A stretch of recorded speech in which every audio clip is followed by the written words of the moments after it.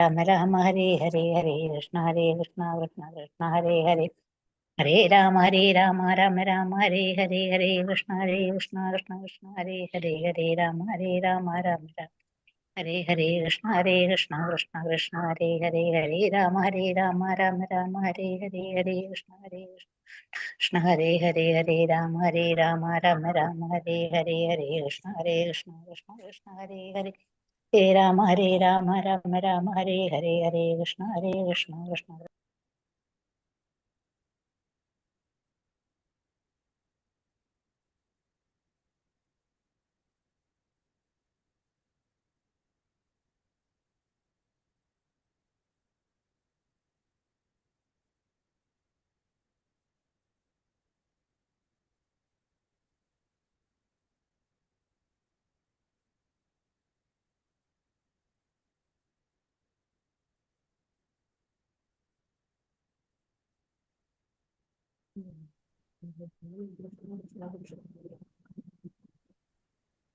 ഹരേ രാമ ഹരേ രാമ ഹരേ ഹരേ ഹരേ കൃഷ്ണ കൃഷ്ണ കൃഷ്ണ ഹരേ ഹരേ ഹരേ രാമ രാമ ഹരേ ഹരേ ഹരേ കൃഷ്ണ കൃഷ്ണ കൃഷ്ണ ഹരേ ഹരേ ഹരേ രാമ രാമ ഹരേ ഹരേ ഹരേ കൃഷ്ണ കൃഷ്ണ ഹരേ ഹരേ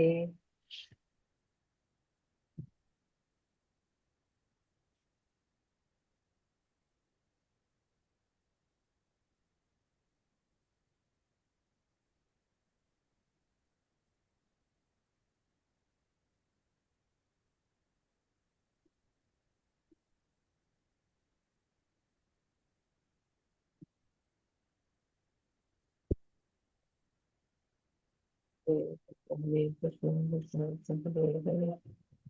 ഹരേ രാമ ഹരേ ഹരേ ഹരേ കൃഷ്ണ കൃഷ്ണ കൃഷ്ണ ഹരേ ഹരേ ഹരേ രാമ ഹരേ ഹരേ ഹരേ കൃഷ്ണ കൃഷ്ണ കൃഷ്ണ ഹരേ ഹരേ ഹരേ രാമ രാമ ഹരേ ഹരേ ഹരേ കൃഷ്ണ കൃഷ്ണ കൃഷ്ണ ഹരേ ഹരേ ഹരേ രാമ രാമ ഹരേ കൃഷ്ണ കൃഷ്ണ ഹരേ ഹരേ ഹരേ രാമ രാമ ഹരേ ഹരേ കൃഷ്ണ കൃഷ്ണ കൃഷ്ണ ഹരേ ഹരേ ഹരേ രാമ രാമ ഹരേ ഹരേ ഹരേ കൃഷ്ണ കൃഷ്ണ ഹരേ ഹരേ ഹരേ രാമ രാമ ഹരേ ഹരേ ഹരേ കൃഷ്ണ കൃഷ്ണ ഹരേ രാമ ഹരേ ഹരേ. കൃഷ്ണ എല്ലാവർക്കും പ്രണാമം. ഹരേ കൃഷ്ണ. ഹരേ കൃഷ്ണ പ്രഭുജി. ഹരേ കൃഷ്ണ എല്ലാവർക്കും പ്രണാമം. ഹരേ കൃഷ്ണ പ്രഭുജി. ഹരേ കൃഷ്ണ ഹരേ കൃഷ്ണ ഹരേ കൃഷ്ണ ഹരേ കൃഷ്ണ ഹരേ കൃഷ്ണ ഹരേ കൃഷ്ണ. നമ്മള് പാർട്ടിസിപ്പൻസ് കുറഞ്ഞു തുടങ്ങിയ മാതാജി. ഹരേ കൃഷ്ണ.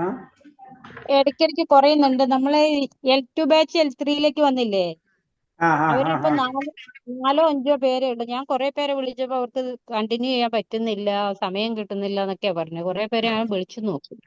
ഓ കുഴപ്പമില്ല മാതാജി. ഹരേ കൃഷ്ണ. പഴയ ബാച്ചില് നമ്മളെ പഴയ ടീം ഉണ്ടല്ലേ അല്ലേ? നമ്മളെ കൂടെ ഉള്ളവര് എല്ലാവരും ഉണ്ടാ? നമ്മളെ കൂടെയുള്ളവരെല്ലാവരും ഉണ്ട്. അവര് ചില ദിവസങ്ങളില് ഇല്ലാന്നേ ഉള്ളു. അപ്പൊ അവര് പിറ്റേ ദിവസം കയറും, പറഞ്ഞിട്ടൊക്കെയാ കയറുന്നത്. അവരൊക്കെ ഉണ്ട് ഉണ്ടല്ലേ? അപ്പൊ പുതിയൊരു അതായത് മാതാജിയുടെ ടീം എങ്ങോട്ട് അവിടുന്ന് വന്നവരാ അല്ലേ? 3-5 പേര്. അവര് 3-4 അവരില്ല, അവര് വരുന്നില്ല. കുറവ്. ഓക്കെ അവര് ടോട്ടല് 54 പേരുണ്ട് പ്രഭുജി. പക്ഷെ അത്ര ആളില്ല നമ്മളെ ഇങ്ങോട്ട് വരുന്നില്ല അല്ലേ ആരും? ഓക്കെ ഹരേ കൃഷ്ണ. എല്ലാവരും വരുന്നില്ല, കുറച്ച് പേര് മാത്രമേ ഉള്ളൂ.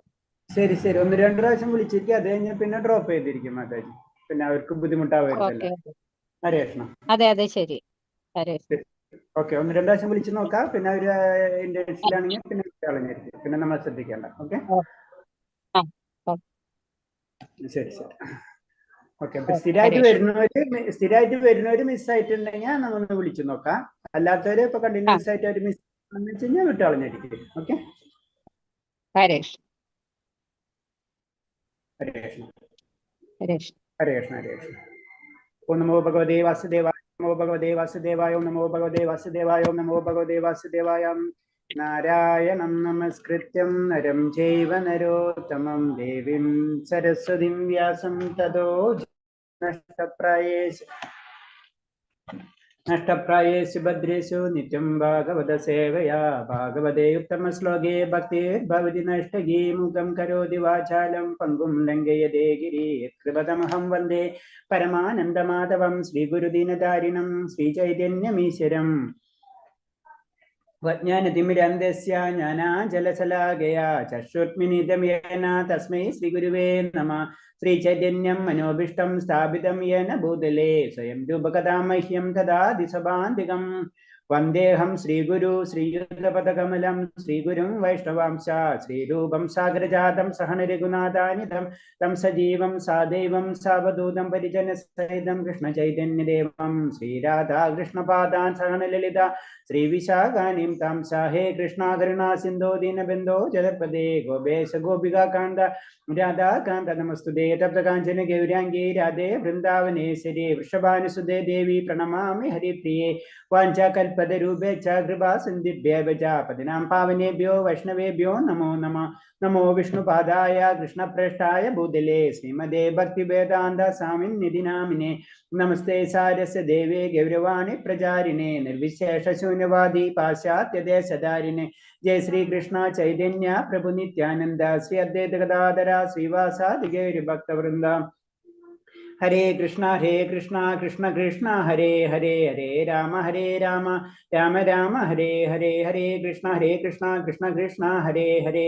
ഹരേ രാമ രാമ രാമ ഹരേ ഹരേ. ഹരേ കൃഷ്ണ കൃഷ്ണ കൃഷ്ണ ഹരേ ഹരേ. ഹരേ രാമ രാമ രാമ ഹരേ ഹരേ.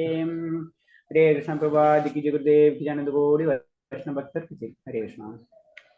ഹരേ കൃഷ്ണ പ്രഭുജി. ഹരേ കൃഷ്ണ. ഹരേ കൃഷ്ണ ഹരേ കൃഷ്ണ. ഭഗവാൻജി ഹരേ കൃഷ്ണ. ഹരേ കൃഷ്ണ ഹരേ കൃഷ്ണ. എല്ലാവർക്കും പ്രണാമം. പ്രഭാതിക്ക് ജയ്, ഗുരുദേവ്ക്ക് ജയ്. അപ്പൊ നമ്മളിന്ന് 4-ാമത്തെ അധ്യായം 3-ാം അധ്യായത്തിന്റെ കഴിഞ്ഞല്ലേ? ഇന്നലെ നമ്മൾ ഡിസ്കഷൻ കഴിഞ്ഞല്ലേ അല്ലെ? ക്വസ്റ്റ്യൻ ആൻസറും കഴിഞ്ഞല്ല? ഇന്ന് 4-ാം അധ്യായം. 4-ാം അധ്യായമാണ് അല്ലെ? ഓക്കെ. ഹരേ കൃഷ്ണ. അപ്പൊ ഈ 4-ാം അധ്യായത്തിൽ പറയുന്നത് ഭക്തിയുത സേവനം മുക്തിക്കപ്പുറമാണ്. നമ്മൾ പലപ്പോഴായിട്ട് സംസാരിച്ച പോയിന്റ് തന്നെയാണ്. ഭക്തി എന്ന് പറയുന്നത് മുക്തിക്ക് അപ്പുറമാണ്. അപ്പൊ പരിപൂർണമായിട്ടൊരു ഭക്തി എന്ന് പറയുമ്പോൾ ഭൗതികമായിട്ടുള്ള എല്ലാ ബന്ധനങ്ങളും വിട്ടും നമ്മളെ വിട്ടതിന് ശേഷമാണ് ശരിക്കും പരിപൂർണ ഭക്തിയിലേക്ക് കടക്കുക. അതേവരെ നമുക്ക് എന്താണ് പരിപൂർണ പരിശുദ്ധ ഭക്തി നമുക്ക് ലഭിച്ചിട്ടുണ്ടാവില്ല. അപ്പൊ പരിശുദ്ധ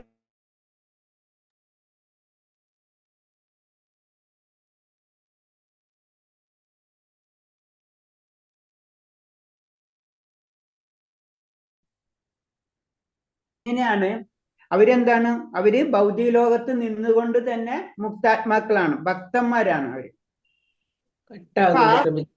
ഹരേ കൃഷ്ണ. നെറ്റിന്റെ പ്രശ്നം ഉണ്ടാ? ഓക്കെ.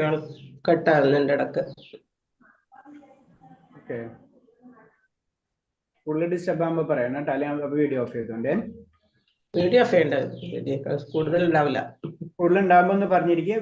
ഞാനേ നെറ്റ്വർക്ക് പ്രശ്നമാണ്. ഇപ്പൊ 2 റൂമിലുള്ള ആരുണ്ടേ നെറ്റ് ഇത്തിരി ബുദ്ധിമുട്ട് വരുന്നുണ്ട്. നോക്കാം, നമുക്ക് ട്രൈ ചെയ്യാം, അല്ലെങ്കിൽ ഞാൻ പരിശ്രമിക്കാം. പറഞ്ഞാൽ മതി. കൂടുതൽ ഡിസ്റ്റർബൻസ് ആകുമ്പോൾ പറയണം കേട്ടോ. ഹരേ കൃഷ്ണ. അപ്പൊ പറഞ്ഞത് ഈ മുക്തി എന്ന് പറഞ്ഞ എന്താണ്? നമ്മൾ ഈ ഭൗതിക തലത്തിൽ നിന്നിട്ടും നമുക്ക് മുക്താത്മാക്കളാവാം. അപ്പൊ അതിനൊരു ഉദാഹരണമാണ് ജനക മഹാരാജാവിന്റെ കഥ. ജനക മഹാരാജാവ് ഭക്തനാണ്, മുക്താത്മാവ് എന്ന് പറയും. അപ്പോ ഒരു വ്യക്തി ജനക മഹാരാജാവിനോട് വന്ന് ചോദിക്കുകയാണ്, അതെങ്ങനെയാണ് നടക്കുക, എങ്ങനെയാണ് അത് സംഭവിക്കുക എന്ന് ആള് സംശയത്തോട് ചോദിക്കണം. അപ്പൊ ആ ജനക മഹാരാജാവ് അയാളെ പിടിച്ച് ജയിലിൽ അടയ്ക്കാൻ പറയും, അല്ലെങ്കിൽ ജയിലിൽ അടയ്ക്കാൻ പറയും. അപ്പൊ ജയിലിൽ അടയ്ക്കാൻ ആളെ കൊണ്ടുപോകണം. അപ്പൊ അയാൾക്ക് പ്രസാദം കൊടുക്കും, അതായത് ഭക്ഷണം കൊടുക്കും. ഭക്ഷണം കൊടുത്തിട്ട് അയാളെ ജയിലിൽ അടയ്ക്കും. അപ്പൊ അയാൾ ചോദിച്ചത് തന്നെ അബദ്ധം എന്നായി. കാരണം വെറുതെ നമ്മൾ ചെന്ന് ചോദിക്കേണ്ട ആവശ്യം ഉണ്ടായിരുന്നില്ല. ജനമഹാരാജാവിനോട് എങ്ങനെയാണ് മുക്താത്മാവ് എന്താണെന്ന് മനസ്സിലാകാൻ വേണ്ടിയാണ് ചോദിച്ചത്. അയാളോട് പിടിച്ച് നേരിട്ട് ജയിലിൽ അടയ്ക്കാൻ പറയും. അങ്ങനെ ജയിലിൽ അടയ്ക്കുന്ന ആളെ ജയിലിൽ അടയ്ക്കുന്നതിന് മുന്നേ ആൾക്ക് പ്രസാദം കൊടുക്കും, ഭക്ഷണം കൊടുക്കും. അത് കഴിഞ്ഞിട്ട് പിറ്റേ ദിവസം ജനക മഹാരാജാവ് അയാളെ പോയി കാണണം. ആളെ പോയി കാണുമ്പോ ആളോട് ചോദിക്കുകയാണ്, നിന്നെ ജയിലിൽ അടയ്ക്കണം അല്ലെ, ആ സമയത്ത് നിന്നോട് ഭക്ഷണം കഴിക്കാൻ പറഞ്ഞു അല്ലെ, അപ്പൊ നിന്റെ എന്തായിരുന്ന അവസ്ഥ? എന്തായിരിക്കും അവസ്ഥ? നമ്മളെ അവസ്ഥയാണ്, നാളെ നമ്മളെ ഒരു വധശിക്ഷയ്ക്ക് വിധിക്കുക അല്ലെങ്കിൽ വേറെ എന്തെങ്കിലും ചെയ്യണം, എന്നിട്ട് നമ്മളോട് ഭക്ഷണം കഴിക്കാൻ പറ്റും, നമുക്ക് എന്തായിരിക്കും നമ്മുടെ അവസ്ഥ? ഭക്ഷണം ഇറങ്ങൂല അല്ലെ. അതാണ് അവസ്ഥ എന്ന് ആ വ്യക്തിക്ക് പറഞ്ഞ് മനസ്സിലാക്കി കൊടുക്കണം. ഇതാണ് മുക്താവസ്ഥ. അറ്റാച്ച്മെന്റ് ഇല്ല, എന്തിനോ കഴിക്കുന്നു, മനസ്സിലായ, അത് ആസ്വദിക്കണില്ല അതിലൊന്നും. അതാണ് ഭൗതിക ലോകത്തിലുള്ള മുക്താവസ്ഥ എന്ന് പറഞ്ഞു തരുന്നത് നമുക്ക്. അതിന് മുക്താത്മാക്കൾ ഭൗതിക ലോകത്തിൽ തന്നെ ആയിരിക്കും, ഒന്നിനോട് അവർക്ക് അറ്റാച്ച്മെന്റ് ഉണ്ടാവില്ല. ആ ലെവലിങ്ങിലും വന്നാലേ നമുക്ക് എന്താണ് പരിശുദ്ധമായിട്ടുള്ള ഭക്തി ഉദസേവനം ചെയ്യാൻ കഴിയുള്ളൂ. ഇതാണ് അതിന്റെ സാരാംശം. നമ്മൾ ഭൗതിക ലോകത്തിൽ തന്നെയാണ്, നമ്മളെല്ലാവരും ചുറ്റുപാടുണ്ട്. പക്ഷെ എന്താണ് ആ അറ്റാച്ച്മെന്റ്, ഇപ്പൊ കഥ പറഞ്ഞ പോലെ നമുക്ക് അറ്റാച്ച്മെന്റ് ഉണ്ടാവില്ല. നമ്മൾ ആ പറഞ്ഞ രാജാവിന്റെ കൽപ്പന അതാരോട് കഴിക്കുന്നു, അത്രേ ഉള്ളൂ. അതിനൊരു ടേസ്റ്റോ അതിനോട് ആഗ്രഹമോ വിശപ്പോ ഇതൊന്നും ഉണ്ടാവാത്ത ഒരവസ്ഥ. അതാണ് പരിപൂർണമായിട്ടുള്ള മുക്താവസ്ഥ. ഭൗതിക ലോകത്ത് നിന്ന് തന്നെ മുക്താവസ്ഥയിലേക്ക് കടന്നാലേ പരിപൂർണമായിട്ടുള്ള നമുക്ക് ഭക്തി ചെയ്യാൻ കഴിയുള്ളൂ എന്ന് പറയുന്നത്. ആ ഡിറ്റാച്ച്മെന്റ് അതാണ് പറയുന്നത് ഇതില്. അപ്പൊ അതിനെപ്പറ്റി ആ അവസ്ഥയിലേക്ക് കടന്നു കഴിഞ്ഞിട്ടുള്ള ഗുണങ്ങളാണ് പറയുന്നത്. പിന്നെ അപ്പൊ ആ ഭക്തി എന്താണെന്ന്, അങ്ങനെ ഈ അവസ്ഥയിൽ നിന്ന് ഭൗതിക അവസ്ഥയിൽ നിന്ന് ആത്മീയ അവസ്ഥയിലേക്ക് കടന്നു കഴിഞ്ഞാൽ അതിന്റെ ബെനിഫിറ്റ്സുകൾ അതാണ് പറയുന്നത്. ഭഗവാനുമായി ഭക്തിയുത സേവനം നടത്തുന്ന കാര്യം എത്ര ഗൗരവമായിട്ടാണ് യഥാർത്ഥ ഭക്തൻ കാണുന്നതെന്ന് ശ്രീമദ് ഭാഗവത്തിൽ പൃഥു മഹാരാജാവ് ആദിരാജ വാക്കുകൾ വ്യക്തമാക്കുന്നു. അപ്പൊ ഓരോരുത്തരെ വലിയ വലിയ ഭക്തന്മാരെ കഥകൾ പറഞ്ഞു തരികയാണ്. ഭാഗവതത്തിലും പുരാണങ്ങളിലുള്ള കഥകള് നമുക്ക്, അതായത് ഭക്തി എന്ന് പറയുന്നത് മറ്റൊന്നിനെയും കമ്പയർ ചെയ്യാൻ പറ്റാത്തതാണ്. നമ്മൾ കഴിഞ്ഞ അധ്യായത്തിലും പഠിച്ചു. അതായത് ഏറ്റവും ഉയർന്നതാണ് ഭക്തി. അതിന്റെ ലഹരി മനസ്സിലാക്കിയവർക്ക് ഇതിനോടൊന്നും ബാക്കിയുള്ള ഒരു കാര്യത്തിനോട് ഒരു അറ്റാച്ച്മെന്റ് ഉണ്ടാവില്ല. ജയിലിൽ പോകണമെന്നുള്ള പേടി കാരണം കൊണ്ട് നേരെ തിരിച്ചു പറഞ്ഞെന്ന് മാത്രമേ ഉള്ളൂ. കാരണം മറ്റുള്ളതിനോടൊന്നുള്ള ആഗ്രഹം അതൊന്നും ഉണ്ടാവില്ല. ഇതൊക്കെ അങ്ങോട്ട് പോകും. അത് പോയതിന് ശേഷമാണ് നമ്മൾ പരിപൂർണമായിട്ടുള്ള ഒരു അവസ്ഥയിലേക്ക് നമ്മൾ കടക്കുള്ളൂ. അതാണ് പൃഥു മഹാരാജ് പറയണത്. ഭഗവാനോടുള്ള അദ്ദേഹത്തിന്റെ പ്രാർത്ഥന ഇതാണ്: ഭഗവാനെ മുക്തി നേടിക്കഴിഞ്ഞാൽ അങ്ങയുടെ പ്രസക്ത ഗീതങ്ങൾ കേൾക്കാൻ കഴിയുന്നില്ലെങ്കിൽ, അങ്ങയുടെ പാദാരവിന്ദങ്ങളെ കുറിച്ച് ഭക്തന്മാരുടെ അകക്കാമ്പിൽ നിന്ന് വരുന്ന സങ്കീർത്തനങ്ങൾ കേൾക്കാനാകില്ലെങ്കിൽ, സർവശക്തിയായ ഈ പരമാനന്ദ സുധയെ തുടർന്ന് ലഭിക്കില്ലെങ്കിൽ ഈ മുക്തിയോ ആത്മീയ മോചനമോ എനിക്ക് ആവശ്യമില്ല. അപ്പോ ആ അറ്റാച്ച്മെന്റ്, പ്രേമം എന്ന് പറയില്ലേ, അത് സ്നേഹം, അത്രയും സ്നേഹിച്ചും കഴിഞ്ഞു കഴിഞ്ഞാൽ എന്താണ്, വേറെ എന്ത് കൊണ്ടു കൊടുത്താലും നമ്മളൊരു വ്യക്തിനെ അത്രയധികം അറ്റാച്ച്ഡ്, അത്രയധികം സ്നേഹിച്ചു കഴിഞ്ഞാൽ പിന്നെ നമുക്ക് രേഷ്മ പിന്നെ എന്താ സംഭവിക്കാന്ന് വെച്ച് കഴിഞ്ഞാല്, പിന്നെ എന്ത് കൊണ്ടു കൊടുത്താലും നമ്മ ആ വ്യക്തിനെ വിട്ടുകൊടുക്കൂല അല്ലേ. ഇപ്പം നമ്മളെ മകൻ ആരായാലും ഇങ്ങോട്ട് നമ്മൾ എത്ര സ്നേഹപ്പെട്ട വ്യക്തികൾക്ക് വേണ്ടി നമ്മൾ എന്തും ചെയ്യും, അവര് നമ്മൾ വിട്ടുകൊടുക്കുകയില്ല. അതേപോലെ തന്നെ ഭഗവാന്റെ എന്താണ് ഗീതങ്ങൾക്ക്, സങ്കീർത്തനങ്ങൾ, ഇതൊക്കെ എന്താണ് ഭഗവാന്റെ നാമരൂപ ഗുണ ലീലങ്ങൾ, ഇതും ഭഗവാൻ ഒന്ന് തന്നെയാണ്. അത് അവർക്ക് അറിയാൻ പറ്റും, ഈ ഭക്തന്മാർക്ക് അറിയാൻ പറ്റുള്ളൂ അല്ലെ. ഒരു എക്സാമ്പിൾ ഞാൻ അതിനെ പറ്റി പറയാം. ഇപ്പൊ നമ്മളെ മകളെ അല്ലെങ്കിൽ അച്ഛനമ്മയെ അവർ നമ്മളെ ഫോൺ വിളിക്കുമ്പോൾ അവരെ ശബ്ദം അല്ലെ, നമ്മുടെ ശബ്ദം സിമ്പിളായിട്ട് ആ ശബ്ദം തന്നെ അറ്റാച്ച്ഡ് ആണ് അല്ലെ. ശബ്ദം കേൾക്കാൻ വേണ്ടി നമ്മൾ ഫോൺ വിളിക്കും അല്ലെ, ശബ്ദം കേട്ടാൽ മതി അല്ലെ. അതായത് നമ്മളും ആ ശബ്ദവും ഒന്ന് തന്നെയായി, ഇൻഡയറക്റ്റ് ആയിട്ട് പറഞ്ഞു കഴിഞ്ഞാൽ. ഇത് തന്നെയാണ് ഭഗവാന്റെ കാര്യത്തിലും. ഭഗവാന്റെ ഗീതങ്ങൾ, ഭഗവാനെ സ്തുതിക്കുമ്പോൾ ഭഗവാന്റെ ശബ്ദവും ഭഗവാനും ഒന്ന് തന്നെയാണ്. ഇപ്പൊ നമ്മളെ ഭൗതികമായിട്ട് ചിന്തിച്ചാൽ അതാണ്. ഇപ്പൊ നമ്മളെ അച്ഛനെ അമ്മ അല്ലെങ്കിൽ ആരെ ടു സെറ്റ് നമുക്ക് ഏറ്റവും ഇഷ്ടപ്പെട്ട ഒരു വ്യക്തി നമ്മളെ വിളിക്കണ, അല്ലെങ്കിൽ നമ്മെ വിളിക്കണമെങ്കിലും അവരൊരു ശബ്ദം കേൾക്കുന്നതോടുകൂടി നമ്മൾ ഫുള്ള് ഹാപ്പി ആയി അല്ലെ. അവരെ ഫിസിക്കൽ പ്രസൻസ് ഇല്ല, നമ്മളിവിടെ അവര് വന്ന് നമ്മളെ കണ്ടിട്ടില്ല, നമ്മൾ അവരെയും കാണുന്നില്ല. പക്ഷെ അവരായിട്ട് നമുക്ക് ആ ബന്ധമുള്ള കാരണം കൊണ്ട് അവർ ആ ശബ്ദത്തിൽ തന്നെ അവരെ കാണുന്നത് പോലെയായി മാറി. അത് തന്നെയാണ് ഇവിടെ പറയുന്നത്. അതാണ് ഇതിൽ പറയുന്നത്, ഭഗവാന്റെ കീർത്തനങ്ങൾ എനിക്ക് കേൾക്കാൻ കഴിഞ്ഞിട്ടില്ലെങ്കിൽ വേറെ എന്ത് തന്നിട്ടും ഒരു കാര്യമില്ല. ആ ശബ്ദം, ഭഗവാനായിട്ട് ബന്ധപ്പെട്ടുള്ള ശബ്ദം, സങ്കീർത്തനങ്ങള്, ഇതൊക്കെ എനിക്ക് കേൾക്കണം. പിന്നെ അതിന്റെ അപ്പുറമായിട്ടുള്ളതൊന്നുമില്ല. മുക്തിയായാലും ആത്മീയമോചനമൊന്നും എനിക്ക് വേണ്ട എന്ന് പൃഥു മഹാരാജാവ് ആരോട് പറയാണ്? ഭഗവാനോട് തന്നെ. ഭക്തി ഭാഗവതത്തില് പറയുന്ന കാര്യങ്ങളാണ് ഇതൊക്കെ. നിരന്തരം അങ്ങയെ സ്തുതിച്ചു പാടാൻ പരസഹസ്രം നാവുകളും അവ നിരന്തരം കേൾക്കാൻ പരസഹസ്രം കാതുകളും എനിക്ക് നൽകി അനുഗ്രഹിക്കണമേ എന്ന് മാത്രമായിരിക്കും എൻ്റെ പ്രാർത്ഥന. കാരണം അത്രയും നമ്മൾ അറ്റാച്ച്ഡ് ആയി കഴിഞ്ഞാൽ ആ ശബ്ദം കേൾക്കാൻ വേണ്ടി നമുക്ക് ഉദിക്കും, അല്ലേ? നമ്മളൊരു വ്യക്തിനെ അത്ര ഇഷ്ടപ്പെട്ടു, അപ്പൊ എന്താണ്, അവരെ പറ്റി കേൾക്കാനും, അല്ലെ, അവരെ സ്തുതിക്കാനും നമുക്ക് എപ്പോഴും ആഗ്രഹം ഉണ്ടായിരിക്കും. ഇത് തന്നെ ഭഗവാനിലും അങ്ങനെ ഒരു അവസ്ഥ നമ്മൾ എത്തിക്കണം. അതാണ് ലക്ഷ്യം. ഇപ്പൊ നമ്മളെ ഏറ്റവും അറ്റാച്ച്ഡ് ആയിട്ടുള്ള ഒരു വ്യക്തിനെ പറ്റി നമുക്ക് എത്ര പറഞ്ഞാലും മതി വരില്ല, അവരെ പറ്റി എത്ര കേട്ടാലും മതി വരില്ല. ഇത് തന്നെയാണ് ഭഗവാന്റെ കാര്യം. ഭഗവാന്റെ കാര്യങ്ങൾ കേൾക്കുമ്പോൾ എത്ര പരസഹസ്രം നാവുകളും അത് കേൾക്കാൻ പരസഹസ്രം കാതുകളും പാടാൻ പരസഹസ്രം നാവുകളും അത് തരണമേ എന്ന് പറഞ്ഞു. അപ്പൊ എത്ര പറഞ്ഞാലും എത്ര കേട്ടാലും എനിക്ക് മതി വരുന്നില്ല എന്നാണ് പറയുന്നത്. നിർവ്യക്തിവാദികൾ ആഗ്രഹിക്കുന്നത് ഭഗവാനിൽ വിലയം പ്രാപിക്കലാണ്. അപ്പൊ സാധാരണ അടുത്ത മുക്തി തലത്തിൽ തന്നെ താഴത്തെ ലെവലിൽ പറയാണ് നിർവ്യക്തിവാദികൾ. ഭഗവാന് രൂപമില്ല. അതിന്റെ അർത്ഥം ഭഗവാനോട് ഭക്തി ഇല്ല എന്നല്ല. അത് നമ്മൾ എപ്പോഴും മനസ്സിലാക്കണം. ഭക്തിയുള്ളവര് തന്നെയാണ്, പക്ഷെ ഭഗവാന്റെ രൂപത്തിലല്ല അവര് ഭഗവാനെ ആരാധിക്കണം എന്ന് പറഞ്ഞത്. അതും ഭഗവാന്റെ ഒരു കരുണയാണ്. അങ്ങനത്തെ അതിനേലും താഴെയുള്ള വ്യക്തികൾക്കും ഭഗവാനെ കണക്ട് ചെയ്തു കൊടുക്കണാണത്. നിർവ്യക്തിവാദികൾ ആഗ്രഹിക്കുന്ന ഭഗവാനെ വിലയം പ്രാപിക്കാനാണ്.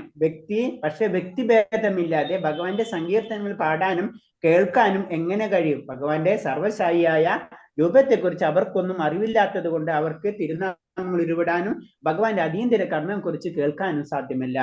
ആ അറിവ് കുറവുള്ള കാരണം കൊണ്ട്. അപ്പൊ അറിവ് കുറവുള്ള കാരണം കൊണ്ട് അവർക്ക് എന്ത്, ഭഗവാന്റെ പരിപൂർണമായിട്ടുള്ള കാര്യങ്ങൾ മനസ്സിലാകുന്നില്ല എന്നാ പറയുന്നത്. ഇപ്പൊ നമ്മൾ അറിയില്ല, ഒരു പാൽപ്പായസം മുന്നിൽ കൊണ്ടുവച്ച് കഴിഞ്ഞാല് അത് നമ്മ കണ്ടു കഴിഞ്ഞാൽ അതിന് ടേസ്റ്റ് മനസ്സിലാവില്ല. ആ ഒരു അവസ്ഥയാണ് അവര്. അത് കഴിക്കുമ്പോഴോ ടേസ്റ്റ് എന്താണ് അത് ടേസ്റ്റ് മനസ്സിലാവും. അപ്പൊ കഴിക്കുന്നവരാണ് ഭക്തന്മാര്. മറ്റവര് കാണുന്ന ലെവല് മാത്രമായിട്ടുള്ളത്. അതിനേലും താഴ്ന്ന ആൾക്കാർ കേൾക്കുന്നത് മാത്രമായിട്ടുള്ളത്.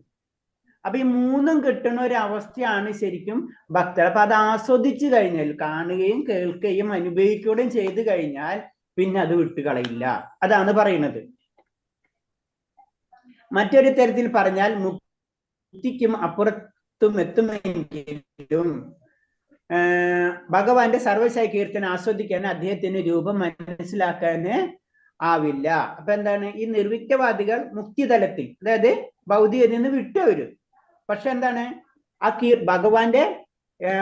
ഭഗവാന്റെ കീർത്തനങ്ങൾ ആസ്വദിക്കാൻ അവർക്ക് കഴിയില്ല. കാരണം അവരെന്താണ്, വിലയം പ്രാപിക്കുകയാണ്. ഭഗവാനിൽ ചെന്ന് സായുജ്യമുക്തി ആ അവസ്ഥയിലേക്ക് മാത്രമേ അവര് ഒതുങ്ങിക്കൂടാണ് ചെയ്യുന്നത്. അതിന്റെ അപ്പുറത്തേക്ക് അവർക്ക് അറിയില്ല, അല്ലെങ്കിൽ അവർ പോകാൻ ആഗ്രഹിക്കുന്നില്ല. എന്ത് തന്നെയായാലും അങ്ങനെ വരുമ്പോൾ എന്താണ്, ആ ആസ്വാദന ശേഷി കിട്ടില്ല. ഇപ്പൊ ഒരു വ്യക്തി നമ്മൾ പറഞ്ഞ പോലെ തന്നെ പാൽപ്പായസം നമ്മൾ മുന്നിൽ വെച്ച് നമുക്കത് വേണേ കഴിക്കാതിരിക്കാം. കഴിച്ചാൽ മാത്രമേ അതിന്റെ ടേസ്റ്റ് അറിയുള്ളൂ. അപ്പൊ അത് കഴിക്കണം. അതാണ് സർവശായി കീർത്തികൾ ആസ്വദിക്കാൻ അദ്ദേഹത്തിന്റെ രൂപം ആർക്കും മനസ്സിലാവില്ല. ഇത് അവ്യക്തിഗത രൂപത്തില് ഭഗവാനെ കേന്ദ്രീകരിച്ച് അങ്ങനത്തെ കാര്യങ്ങൾ, അതാണ് അത്രേ ഉള്ളൂ, ഫൈനൽ അത്രേ ഉള്ളൂ എന്ന് പറഞ്ഞ് നിൽക്കുമ്പോഴാണ് അവർക്ക് ഉണ്ടാവുന്ന പ്രോബ്ലം. സമാനമായൊരു പ്രസ്താവം ശ്രീമദ് ഭാഗവതത്തിൽ കാണുന്നുണ്ട്. സുഖദേവ ഗോസ്വാമി പരീക്ഷത്തിനോട് പറയുന്നു, മഹാനായ ചക്രവർത്തി ഭരതൻ അങ്ങയുടെ പാദാരന്ദം സേവിക്കുന്നുള്ള ആസക്തി അതിതീർവമായിരുന്നു. അപ്പൊ അടുത്തത് പരീക്ഷിത് മഹാരാജാവിനോട് സുഖദേവ ഗോസ്വാമി പറഞ്ഞു കൊടുക്കാണ്. നമുക്കറിയാം പരീക്ഷിത് മഹാരാജാവിന്റെ കഥ അറിയാല്ലേ. മരണസമയത്ത് ഞാൻ എന്താ ചെയ്യേണ്ടതെന്ന് ആഗ്രഹിക്കുകയാണ്. അപ്പൊ വലിയ ആത്മാക്കളുടെ കഥ പറഞ്ഞു കൊടുക്കും. ഏറ്റവും അൾട്ടിമേറ്റ് ഭഗവത് സേവനമാണെന്ന് സുഖദേവ ഗോസ്വാമി പരീക്ഷിത് മഹാരാജാവിനോട് പറഞ്ഞു കൊടുക്കാണ്. അപ്പൊ പറഞ്ഞു കൊടുക്കുമ്പോൾ വലിയ മഹാത്മാക്കളെ, ഭഗവത് സേവകരെ അല്ലെങ്കിൽ ഭഗവത് ഭക്തരെ പറ്റി പറയണം. അപ്പൊ അതിലൊരു കഥ പറഞ്ഞു കൊടുക്കാണ് ഭരത മഹാരാജാവിന്റെ കഥ. ആരോട്? സുഖദേവ ഗോസ്വാമി പരീക്ഷിത് മഹാരാജാവിനോട് പറഞ്ഞു കൊടുക്കണം. ഇങ്ങനെ ആയിരിക്കണം നമ്മൾ ഭക്തിയുത സേവനം ചെയ്യേണ്ടതെന്ന് പരിശുദ്ധ മഹാരാജാവിനോട് സുഖദേവ ഗോസ്വാമി പറഞ്ഞു കൊടുക്കാണ്. അതുകൊണ്ട് അദ്ദേഹത്തിന് അതായത് ഭരത മഹാരാജാവിനെ പറ്റി പറയാണ്, അദ്ദേഹത്തിന് ഭൂമിയിൽ തന്റെ ചക്രവർത്തി പദം, മക്കളോടുള്ള വാത്സല്യം, തന്റെ സമൂഹം, സുഹൃത്തുക്കൾ, രാജകീയമായ സുഖസമൃദ്ധി, സുന്ദരിയായ പത്നി എന്നിവയെല്ലാം നിഷ്പ്രയാസം ഉപേക്ഷിക്കാൻ കഴിഞ്ഞത്. ആ രസം, ഭഗവത് പ്രേമം എന്നുള്ള രസം അനുഭവിച്ചത് കൊണ്ട് എന്താണ് സംഭവിക്കുന്നത്? ബാക്കിയല്ലാതെ മറക്കാൻ കഴിഞ്ഞു. അയാ രസം അനുഭവിച്ച്, അയാ സ്നേഹം, ആ പ്രേമം അനുഭവിച്ചു കഴിഞ്ഞാൽ, ഇപ്പൊ നമുക്കറിയാം, നമുക്കൊരു വ്യക്തിനെ അത്ര ഇഷ്ടപ്പെട്ട് കഴിഞ്ഞാൽ കുടുംബക്കാരും വീട്ടുകാരൊക്കെ നമ്മൾ മറക്കും, അല്ലേ? അത് തന്നെ ഇവിടെ.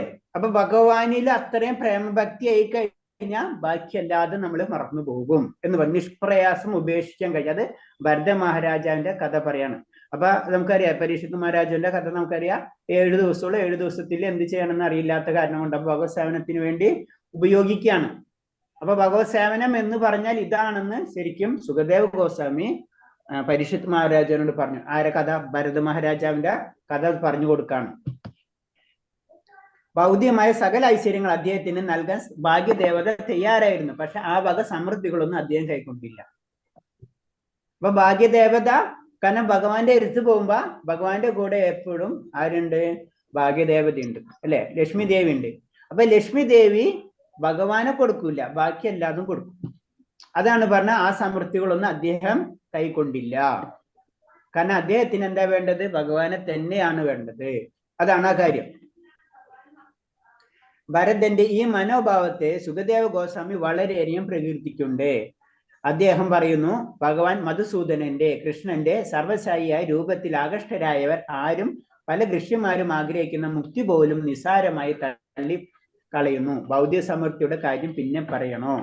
അത് പറയാം. അൾട്ടിമേറ്റ് ഒരു ആനന്ദം കിട്ടിക്കഴിഞ്ഞാൽ ഋഷിമാരും യോഗികൾക്ക് എന്ന് പറയുമ്പോ അവർക്ക് പലതരം ശക്തികളൊക്കെ കിട്ടും, അല്ലെ?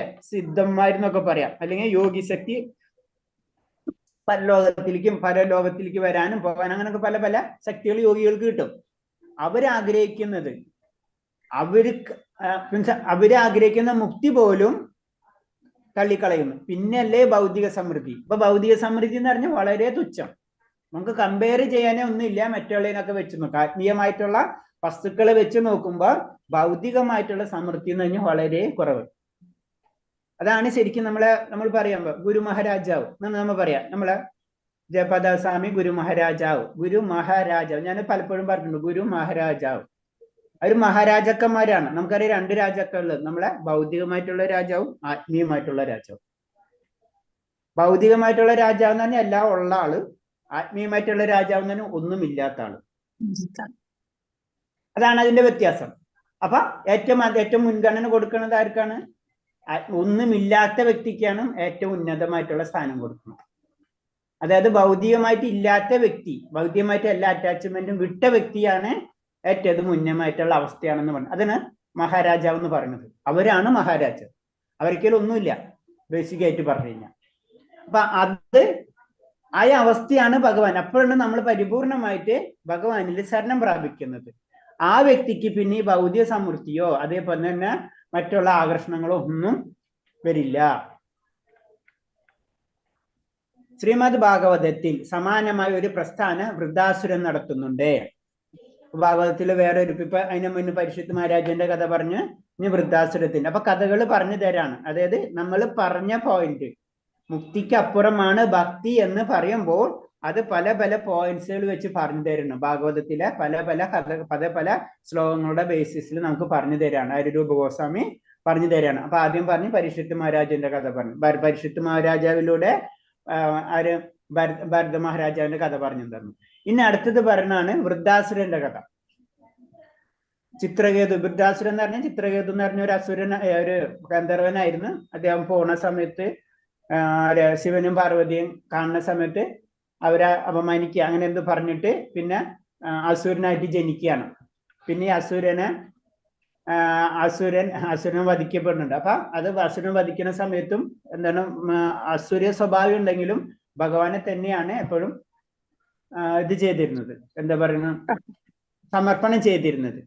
അപ്പൊ അതാണ് വൃദ്ധ അസുരൻ എന്നുള്ള ഒരു വേർഡ് അതിൽ വരുന്നത്. അപ്പൊ നമ്മൾ പെട്ടെന്ന് നമുക്ക് കൺഫ്യൂസ് ആയിരുന്നു വൃദ്ധ അസുരൻ എങ്ങനെയാണ് ഭഗവാനെ പ്രാർത്ഥിക്കാന്നുള്ളത്. അപ്പൊ അത് പല ജന്മങ്ങളായിട്ട് അതിന് ബന്ധമുണ്ട്. ഒരു ജന്മത്തിലല്ല ഭഗവാനെ കിട്ടാൻ നമ്മൾ പറയുന്നുണ്ട്, പല ജന്മങ്ങളിലൂടെ കടന്നു പോകുന്നുണ്ട്. അപ്പൊ പല ജന്മങ്ങളിലെ കടന്നു പോകുമ്പോഴും ആ ജന്മത്തിന്റെ ഫസ്റ്റ് ഉള്ള ജന്മത്തിന്റെ ആ ഗുണം ആ വ്യക്തിക്ക് ഉണ്ടാവും.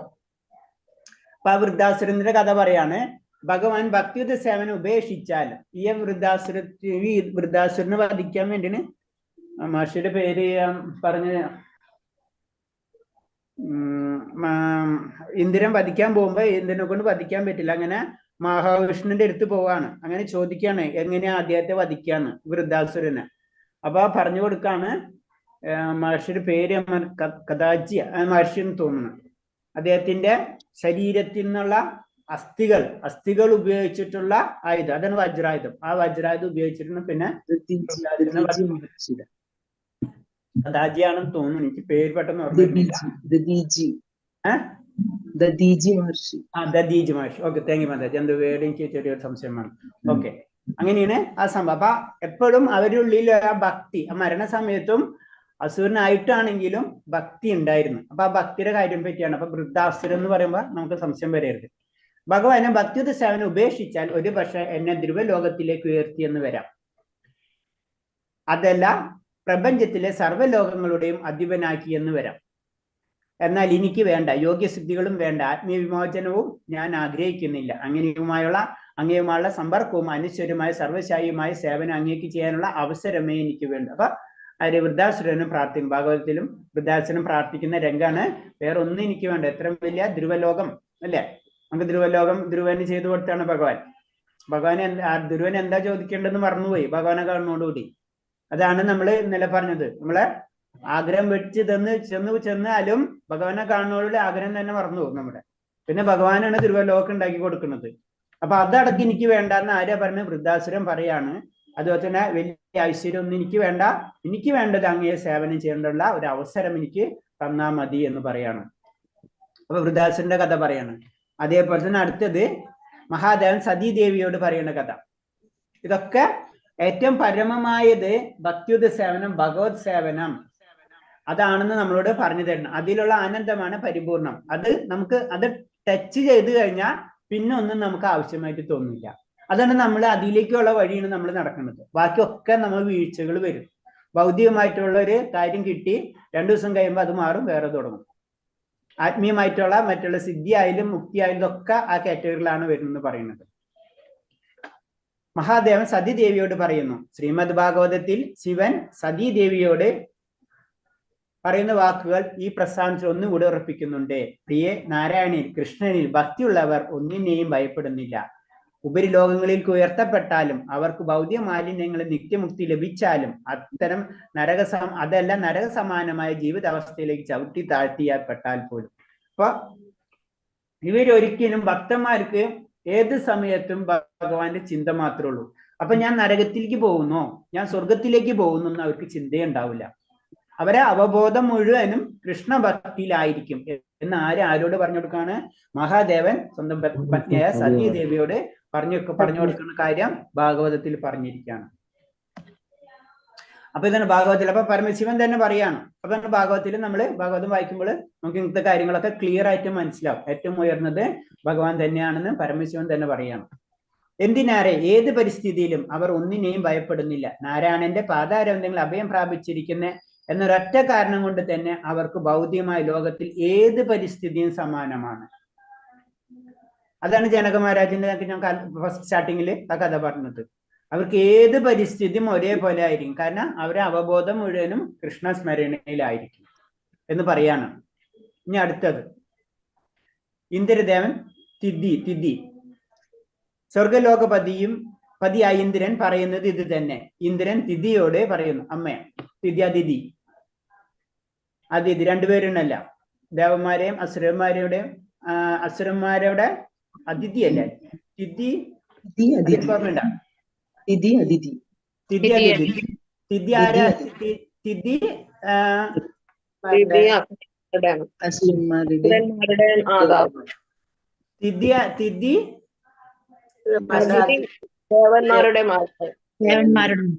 തിഥി ദേവന്മാരുടെ മതവും അതിഥി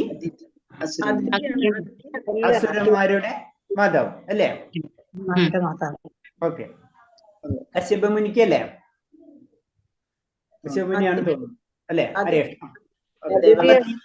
തിഥി അതിഥി. അപ്പൊ ഇതിൽ പറഞ്ഞ തിഥി എന്ന് പറയുമ്പോ ആരെ? ദേവന്മാരുടെ മതവും. അപ്പൊ ഇന്ദ്രന്റെ മതവും. അപ്പൊ തിഥിനോട് ഇന്ദ്രൻ പറയണാണ്, സ്വർഗാധിപതി ഇന്ദ്രൻ പറയണാണ്, അമ്മ എല്ലാ വിധത്തിലും ആഗ്രഹങ്ങൾ ഉപേക്ഷിച്ച് ഭവാങ്കൻ ഭക്തിയുത സേവനം ചെയ്യുന്നവർക്കറിയാം അവരുടെ താല്പര്യം എന്തെന്ന്. അവരാണ് ജീവിതത്തിന്റെ പരിപൂർണയിലേക്ക് പുരോഗമിക്കുന്ന കാര്യത്തിൽ ഏറ്റവും വിദഗ്ധർ. അപ്പൊ ഇതും ഭാഗവതത്തിൽ കോട്ടയനാണ്. ഏറ്റവും ഉയർന്നത് ഭക്തിയുത സേവനമാണെന്ന് ഇന്ദ്രൻ സ്വന്തം അമ്മയോട് തന്നെ പറയുന്ന കാര്യം ഇവിടെ പറയാണ് ചെയ്യുന്നത്. അപ്പൊ നമ്മള് 2-3 കാര്യം കഴിഞ്ഞ്, ഒന്നത്തെ പരീക്ഷത്ത് മഹാരാജാവിനെ പറ്റി പറഞ്ഞ്, അത് കഴിഞ്ഞിട്ട് പിന്നെ ആര് പറഞ്ഞ് വൃദ്ധാസുരനെ പറ്റി പറഞ്ഞ്, പിന്നെ ഏതാ പറഞ്ഞത്? മഹാദേവനെ പറ്റി പറഞ്ഞ്, ഇപ്പൊ ഇന്ദ്രദേവൻ അല്ലേ? ഇന്ദ്രദേവൻ തിഥിയോട് പറയണ കാര്യം പറയണം.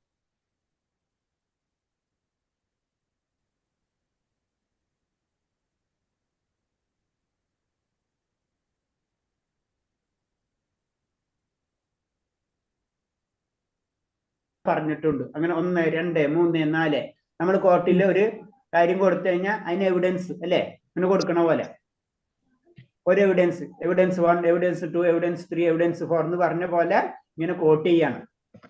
അത്രയും ഉയർന്നതാണ് ഭക്തി. മുക്തിക്ക് അപ്പുറമാണ് ഭക്തി എന്ന് എല്ലാവരും പറഞ്ഞിട്ടുണ്ട് എന്ന് ഇങ്ങനെ കോട്ട് ചെയ്ത് കൊണ്ടുവരാണ്. ഇനി അടുത്തത് പ്രഹ്ലാദ് മഹാരാജാവ് പറയുന്ന കഥ. അപ്പൊ പ്രഹ്ലാദ് മഹാരാജാവ് ഭാഗവതത്തിന്റെ സന്ദർഭം. നാസ്തിക കുടുംബത്തിൽ പിറന്ന സുഹൃത്തുക്കളെ, നിങ്ങൾക്ക് ഭഗവാൻ കൃഷ്ണനെ പ്രീതിപ്പെടുത്താൻ കഴിഞ്ഞാൽ, പ്രഹ്ലാദ് മഹാരാജാവ് സ്വന്തം കൂട്ടുകാരന്മാരോടൊക്കെ പറഞ്ഞു കൊടുക്കാണ്, അതിൽ കൂടുതലൊന്നും നേടാനില്ല. അഥവാ നിങ്ങൾക്ക് കൃഷ്ണനെ സന്തോഷിപ്പിക്കാൻ കഴിഞ്ഞാൽ സർവ്വ ആഗ്രഹങ്ങളും താനെ പൂർത്തീകരിക്കപ്പെടും. അങ്ങനെ ഇരിക്കെ പിന്നെ എന്തിനു നിങ്ങൾ കാമ്യകർമ്മങ്ങളുടെ പിറകെ പോകുന്നു? ആത്മീയമായ വിഭോജനമോ ഭൗതിക ബന്ധനത്തിൽ നിന്നുള്ള മോചനം കൊണ്ട് പിന്നെന്ത് നേടാൻ? സദാ തിരുനാമൊരുവിടുകയും തന്തിരുവടിയെ പാതാരവിന്ദങ്ങളിലെ സുധ ആസ്വദിക്കുന്നവന് ഇപ്പറഞ്ഞതിന്റെ ഒന്നും ആവശ്യമില്ല. അപ്പൊ കാമ്യകർമ്മങ്ങളൊക്കെ ചെയ്യണ എന്തിനാണ്? നമ്മൾ എല്ലാ കർമ്മങ്ങളും ചെയ്യുന്നത് നമുക്ക് സന്തോഷത്തിന്, സുഖത്തിനാണ് അല്ലേ? അപ്പൊ പറയണാണ്, ശരിക്കും നിങ്ങള് ഭഗവാനിലേക്ക് അടുക്കും തോറും നിങ്ങൾക്ക് എന്താ കിട്ടണത്? നിങ്ങൾക്ക് ആ ആനന്ദം നിങ്ങൾക്ക് ലഭിച്ചുകൊണ്ടിരിക്കും. അപ്പൊ നിങ്ങൾ അതിലേക്ക് കടക്കൂ, ആ ഭക്തിയിലേക്ക് കടക്കൂ എന്ന് നാസ്തികരോട് പ്രഹ്ലാദന്മാര് സ്വന്തം കൂട്ടുകാരോട് തന്നെ പറഞ്ഞു കൊടുക്കണ കഥ ഭാഗവതത്തിൽ പറയാണ്. അപ്പൊ പ്രഹ്ലാദന്റെ കഥ അതിൽ വരുന്നുണ്ട്. തിരുനാമം ജപിക്കുകയും ഭഗവത് കഥകൾ കീർത്തിക്കുന്നത് കേൾക്കുകയും ചെയ്യുന്നതിൽ ആനന്ദം അനുഭവിക്കുകയും ചെയ്യുന്നവർ എല്ലാ വിധത്തിലുള്ള ഭൗതിക അനുഗ്രഹ ലബ്ധിക്കും എന്തൊരു മിസ്റ്റേക്ക് ഉണ്ട് അതില്. പ്രഹ്ലാദന്മാരന്റെ ഈ പ്രസ്ഥാനം വെളിവാക്കാൻ ധർമാനുസൃത കാമ്യകർമ്മ യജ്ഞങ്ങൾ എന്നിവ നേട്ടങ്ങളും ഇതിനധികം ഭൗതിക ബന്ധനത്തിൽ നിന്നുള്ള മോചനം പോലും ഈ ആനന്ദത്തിന് താഴെയാണ്. അപ്പൊ പ്രഹ്ലാദ് മഹാരാജൻ പറയുന്ന ആ ഒരു പോയിന്റ് പറയാണ്. കാരണം എന്ന് വെച്ച് കഴിഞ്ഞാൽ നിങ്ങൾ കാമ്യകർമ്മങ്ങളൊക്കെ ചെയ്ത് പല കാര്യങ്ങളൊക്കെ ചെയ്ത് അതിന്റെ പിറകെ പോയി കഴിഞ്ഞാൽ അതിൽ നിന്ന് കിട്ടുന്ന സുഖം എന്തായാലും അതിൽ നിന്ന് കിട്ടും അല്ലെ? നമ്മളത് പറഞ്ഞിട്ടുണ്ട്. 3 തരം സുഖങ്ങളെ പറ്റി നമ്മൾ മുന്നിൽ സംസാരിച്ചു. ഭൗതികമായിട്ടുള്ള സുഖം, പിന്നെ പരമാനന്ദം, പിന്നെ എന്താണ് കൃഷ്ണ അല്ലെ? ബ്രഹ്മാനന്ദം, പിന്നെ കൃഷ്ണപ്രേമം. ഈ 3 തരം സുഖങ്ങൾ കിട്ടും നമുക്ക്. പക്ഷെ അതിൽ ഏറ്റവും ഉയർന്നത് കൃഷ്ണപ്രേമമാണ്. അപ്പൊ ഈ ഭൗതികതയിൽ നിന്ന് കിട്ടുന്ന കാര്യങ്ങൾ അതിലെന്താണ്? ഭൗതികതയിൽ തന്നെ വരുന്നതാണ് കാമ്യകർമ്മങ്ങൾ, യജ്ഞങ്ങളൊക്കെ അതിൽ വരുന്ന സെക്ഷനാണ്. അപ്പൊ അതിനേലും ഉയർന്നതാണ് എന്താണ്? ഭക്തിയുത സേവനം, ഭഗവാന്റെ സേവനം എന്ന് പ്രഹ്ലാദ് മഹാരാജാവ് പറയുന്നതാണ്.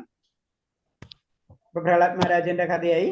പിന്നെ അടുത്തത് ദുർവാസാവിനോട് ഭഗവാൻ വൈകുണ്ഠൻ ഭഗവാൻ തന്നെ ദുർവാസാവിനോട് പറയാണ്. ഭാഗവതത്തിൽ പറയാണ്. ഭാഗവതത്തിൽ തന്നെ ദുർവാസാവിനോട് ഭഗവാൻ വൈകുണ്ഠനാഥൻ പറയുന്നത് ശ്രദ്ധേയമാണ്. എനിക്ക് വേണ്ടി ഭക്തിയുത സേവനത്തിൽ ഏർപ്പെടുന്നതിന്റെ സംതൃപ്തി അടയുന്നവരാണ് എന്റെ യഥാർത്ഥ ഭക്തന്മാരെല്ലാം. അതുകൊണ്ട് 5 തരത്തിലുള്ള മുക്തി പോലും ഒന്നുപോലും അവർ ആഗ്രഹിക്കുന്നില്ല. കാരണം മുക്തി എന്ന് പറയുമ്പോൾ ഈ 5 കാര്യങ്ങളാണ് നമുക്കറിയാം അല്ലെ? അതായത് സായുജ്യമുക്തി, സാമീപ്യം, സായുജ്യം, സാരൂപ്യം, സാഷ്ട്യം, ഇങ്ങനെ 5 മുക്തികളുണ്ട്. അതുപോലും ആഗ്രഹിക്കുന്നില്ല. അപ്പൊ അത്രയും ഉയർന്നതാണ്. ആരോട്? ദുർവാസാവിനോട് ഭഗവാൻ നാരായണൻ വൈകുണ്ഠനാഥൻ തന്നെ പറഞ്ഞു കൊടുക്കാണ്, എന്റെ ഭക്തന്മാര് എനിക്ക് വേണ്ടിയിട്ടുള്ള സേവന കർമ്മത്തിലാണ്. അവര് ബാക്കിയുള്ള സൗകര്യങ്ങൾ അവര് നോക്കുന്നില്ല. അത്രയും ഉയർന്ന തലത്തിലുള്ളതാണ്. നമ്മുടെ അമ്മ, മകൻ അല്ലെങ്കിൽ മകൾ എന്നുള്ള രീതി ചിന്തിച്ചാൽ മതി. എന്തുണ്ടെങ്കിലും അവർക്ക് വേണ്ടി നമ്മൾ ചെയ്തു കൊടുക്കും, വേറൊന്നും ചിന്തിക്കില്ല. അപ്പൊ അത് തന്നെയാണ് സായുജ്യമുക്തിയോ സാമീപ്യമുക്തിയോ നമുക്ക്. അപ്പൊ അമ്മയ്ക്ക് ആ സമയത്ത് വിശപ്പുണ്ടാവില്ല, ഒന്നും ഉണ്ടാവില്ല, അല്ലെ? ഒക്കെ നമുക്ക് അറിയാവുന്ന കാര്യം. ഇത് തന്നെയാണ്. അയാൾ ഭക്തിയിലേക്ക് ഉയർന്ന തലം എത്തുമ്പോ നമ്മളെ തന്നെ മറന്നു പോകും. നമുക്ക് കിട്ടണ്ട എന്നുള്ള സാരൂപ്യമുക്തിയോ സായുജ്യമുക്തിയോ ഇതൊന്നും നമ്മൾ ചിന്തിക്കില്ല. അതൊക്കെ ഓട്ടോമാറ്റിക് ആയിട്ട് കിട്ടിക്കോളും. ഭഗവാൻ അത് എല്ലാതും തരും. അതാ പറയണത്. അത് ആരോട് പറഞ്ഞാണ്? ദുർവാസാവിനോട് വൈകുണ്ഠനാഥൻ തന്നെ പറയുന്ന പോയിന്റാണ് അത് പറഞ്ഞു തരുന്നത്. ഇനി അടുത്തത് കാളിയന്റെ ഭാര്യന്മാര്, പത്നിമാര്. കളിയനായിട്ട് നമുക്കറിയാലോ, അല്ലെ? കാളിയന്റെ ഭക്തന്മാര്, ഭാര്യന്മാര് പ്രാർത്ഥിക്കുന്നത്. ഭഗവാൻ പല നമ്മ പറഞ്ഞിട്ടുണ്ട്, അനുഗ്രഹിക്കുന്നുണ്ട് ഭഗവാൻ. അതൊരു അനുഗ്രഹം തന്നെയാണ് ഭഗവാന്റെ, അല്ലെ? ഭഗവാന്റെ പാദങ്ങൾ കാളിയന്റെ പുറത്ത് വീഴുന്നുണ്ട്. അപ്പൊ ഭഗവാൻ കാലുകൊണ്ട് അനുഗ്രഹിച്ച വ്യക്തികളിൽ ഒരാളാണ് കാളിയൻ. അപ്പൊ നാഗപത്നിമാരുടെ, കാളിയന്റെ ഭാര്യന്മാർ പ്രാർത്ഥനയിലും സമാനമായ ആശയം തന്നെയാണ് പ്രകടമാകുന്നത്. നാഗപത്നിമാർ പറയുന്നത്, ഭഗവാൻ അങ്ങയുടെ പാദാരന്ധങ്ങളിൽ രേണുകൾ അത്ഭുതകരങ്ങളാണ്. ആ പാദപാംസുക്കളിൽ നേടാൻ ഭാഗ്യം സിദ്ധിച്ചവർ സ്വർഗലോകമോ പ്രപഞ്ചാധിപത്യമോ അത്യന്ത രഹസ്യമായ യോഗ്യസിദ്ധിയോ ബൗദ്ധ്യാസ്തിത്വത്തിൽ നിന്നുള്ള വിമോചനം പോലും നിസാരമായി കണക്കാക്കുന്നു. വീണ്ടും കാളിയന്റെ ഭാര്യന്മാര് പറയുന്ന, പത്നിമാര് പറയുന്ന കാര്യം വീണ്ടും പറയാണ്. കാരണം ഭഗവാന്റെ പാദാരന്ധങ്ങൾ അത് എത്രയും ഇമ്പോർട്ടൻസ് ആണെന്ന് വീണ്ടും പറയാണ്. കാളിയനെ പറ്റി കാളിയന്റെ ഭാര്യന്മാര് പറയണ ആ പോയിന്റ്സ് ഇതിൽ പറഞ്ഞു തരാണ്. അപ്പൊ മറ്റുള്ളതും അങ്ങനെ വക്കൊക്കെ തൃണം പോലെ കണക്കാക്കുന്നു. ഇനി ശ്രുതികൾ ഭഗവാനോട് പ്രാർത്ഥിക്കുന്നു. ശ്രീമദ് ഭാഗവതത്തിൽ വേദങ്ങളുടെ മൂർത്തി രൂപമായ ശ്രുതികൾ ഭഗവാനെ പ്രാർത്ഥിക്കുന്ന ഭാഗവും എന്നത് കാണാം നമുക്ക്. അതാണ് ഇവിടെ എന്താണ് പറഞ്ഞത്? ആത്മജ്ഞാനം പ്രത്യക്ഷമായി തന്നെ, ആത്മജ്ഞാനം ഭഗവാൻ ആത്മജ്ഞാനം പ്രത്യക്ഷമായത് തന്നെ ഞങ്ങൾക്ക് ആത്മജ്ഞാനം പകർന്നു തരാനാണ്. അതുകൊണ്ട് ജീവമുക്തരായ ആത്മീയാചാര്യന്മാരുമായി ബന്ധം പുലർത്താൻ വേണ്ടി ഗാർഹ്യ സുഖാനുഭൂതികളെല്ലാം ത്യജിച്ച് ഇവിടെ എത്തിയിരിക്കുന്നവരും അങ്ങേക്ക് വേണ്ടി ഭക്തി സേവനത്തിൽ മാത്രം നിരന്തരമായ ഭക്തന്മാർ മുക്തിയെ നിസാരമായി തള്ളിക്കളയുന്നു. അങ്ങനെ നമ്മൾ ഇത്രയും നമുക്ക് ഇതിന്ന് മനസ്സിലാക്കേണ്ട ഇത്രേ ഉള്ളൂ. ഈ പറഞ്ഞ കാര്യം നമ്മളെ മെയിൻ ആ ചാപ്റ്ററിന്റെ ടോപ്പിക് എന്ന് പറയുന്നത് എന്താണ്? മുക്തിക്കപ്പുറമാണ് ഭക്തി. അത് സമർപ്പിക്കുകയാണ്. ഭാഗവതത്തിലെ ഓരോ മെയിനായിട്ടുള്ള ശ്ലോകങ്ങളും അതേപോലെ തന്നെ ഭക്തന്മാരെ പറ്റി പറഞ്ഞ് നമുക്ക് മനസ്സിലാക്കി തരാണ്.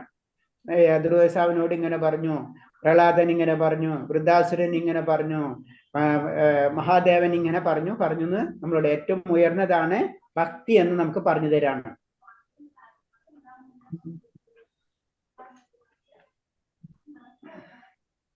ആത്മീയജ്ഞാനം എന്നാൽ ഓരോരുത്തരും സ്വത്വത്തെയും പരമാത്മനെ കുറിച്ചുള്ള ജ്ഞാനം ആണെന്ന് ഇവിടെ പറഞ്ഞിരിക്കുന്നു. അപ്പൊ ആത്മീയ ജ്ഞാനം എന്ന് പറഞ്ഞു കഴിഞ്ഞാൽ ഞാൻ എന്താണെന്ന് അറിയാം, ഭഗവാൻ എന്താണെന്ന് അറിയാം. അതാണ് ആത്മീയ ജ്ഞാനം എന്ന് പറഞ്ഞത്. ഞാൻ എന്താണെന്ന് അറിയാം, ഭഗവാൻ എന്താണെന്ന് മനസ്സിലാക്കാം. അപ്പൊ ജീവാത്മാവും പരമാത്മാവും, നമ്മൾ ജീവാത്മാവ്, ഭഗവാൻ പരമാത്മാവ്.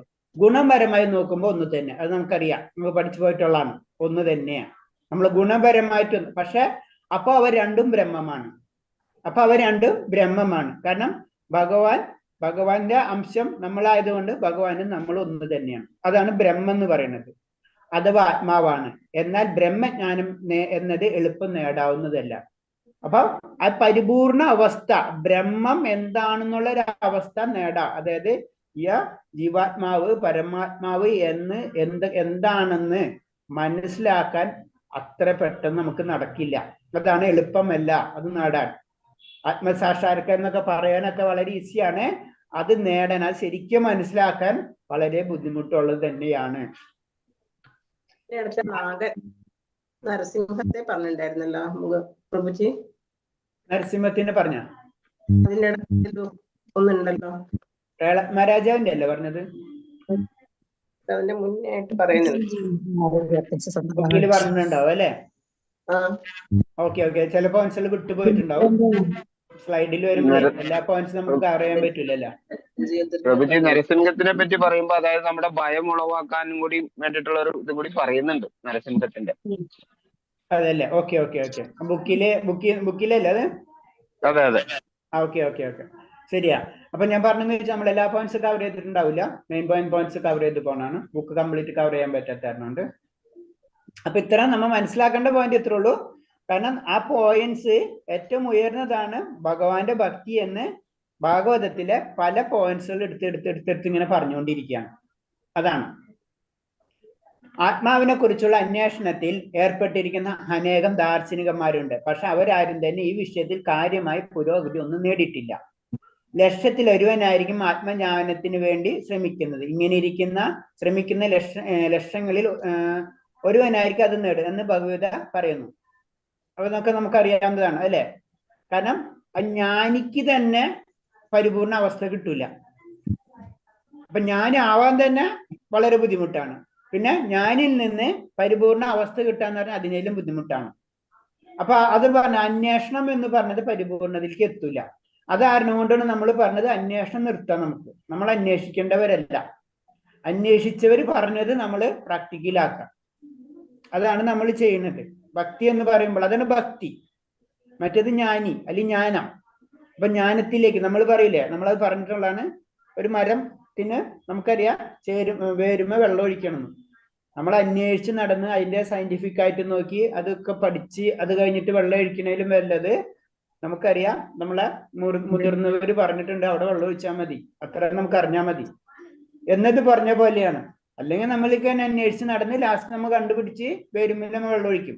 അതാണ് പറഞ്ഞത് ലക്ഷത്തിൽ ഒരു വ്യക്തിക്ക് അങ്ങനെയൊക്കെ പഠിച്ച് ആ ലെവലിലേക്കൊക്കെ വരാൻ പറ്റുള്ളൂ. അപ്പൊ നമ്മൾ അത് പറഞ്ഞു വരുന്ന ഇപ്പോഴും എന്താണ്, ഒരു ഗുരുവിന്റെ, ഒരു സത്യം അറിഞ്ഞ വ്യക്തിയുടെ കാലടിപ്പാടുകൾ നമ്മൾ പിന്തുടരാം. അതാണ് ഇതിന്റെ ചുരുക്കെഴുത്ത്. ഭഗവാൻ പറയുന്നു, ഭാഗവതം 11-ാം സ്കന്ധത്തില് 14-ാം അധ്യായം 14-ാം ശ്ലോകത്തില് ഭഗവാൻ പറയുന്നു, ഉദ്ധവരോട് പറയാണ് ഭഗവാൻ, എന്നെ കുറിച്ച് എന്റെ പ്രാർത്ഥനകളെ കുറിച്ചുള്ള ചിന്തകൾ കൊണ്ട് നിറഞ്ഞ മനസ്സോടുകൂടിയ ബ്രഹ്മപദമോ ഇന്ദ്രപദവിയോ സർവലോകാധിപത്യമോ സർവ ഐശ്വര്യങ്ങളോ സർവസിദ്ധികളോ എന്തിനധികം മുക്തി പോലും ആഗ്രഹിക്കുന്നില്ല. അപ്പൊ ഈ ഭൗതികയുടെ പല തലങ്ങൾ ഇങ്ങനെ പറഞ്ഞിരിക്കുകയാണ്. ഒന്നെന്ന് പറഞ്ഞത് എന്താണ്? ബ്രഹ്മപദം. അത് ബ്രഹ്മപദം എന്ന് പറഞ്ഞാൽ ബ്രഹ്മാവിന്റെ ഒരു പൊസിഷനാണ്. അപ്പൊ ബ്രഹ്മാവിന്റെ പൊസിഷൻ അത് ബ്രഹ്മപദം. അത് ഏറ്റവും ബ്രഹ്മാണ്ടത്തിലെ ഏറ്റവും വലിയ പൊസിഷൻ ബ്രഹ്മാവിന്റെ പൊസിഷൻ ആണ് ബ്രഹ്മപദം.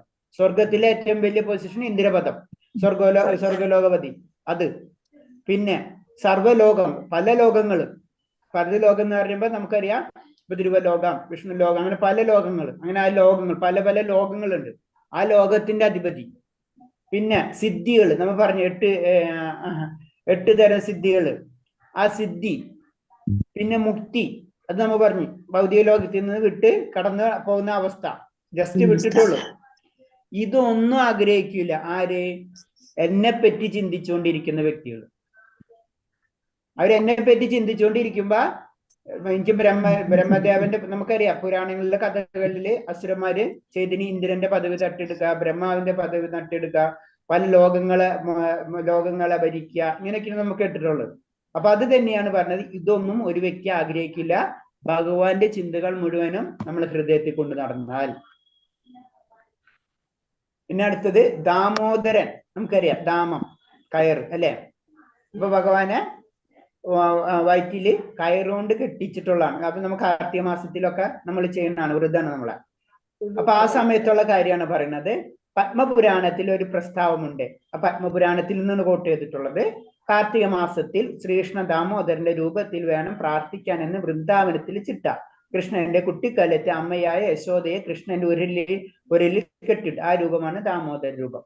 അപ്പൊ ഉരലിൽ ഭഗവാനെ കെട്ടിയിട്ടിട്ട രൂപമാണ് ദാമോദര രൂപം. ആ രൂപത്തിലാണ് കാർത്തിക മാസത്തില് വൃന്ദാവനത്തിലുള്ളവര് ഭഗവാനെ ആരാധിക്കുന്നത്. കാരണം ഭഗവാന്റെ നിഷ്കളങ്ക പ്രായണം ഏറ്റവും നല്ല പ്രായം. നമുക്കറിയാം, ചെറിയ കുട്ടികളോട് നമ്മൾ എന്ത് ചോദിച്ചാലും അവർ തരും, അവർക്ക് കളങ്കം ഉണ്ടാവില്ല ആ സമയത്ത്. അത് കാരണം കൊണ്ടാണ് നമ്മൾ ഏത് സമയത്ത്, കാർത്തിക സമയത്ത് നമ്മൾ കൂടുതലും ആത്മീയ കാര്യങ്ങൾ ചെയ്യണമെന്ന് പറഞ്ഞു. ആ പ്രായം എന്ന് പറഞ്ഞാൽ ഭഗവാന്റെ ബാലലീല നടന്ന സമയമാണ്.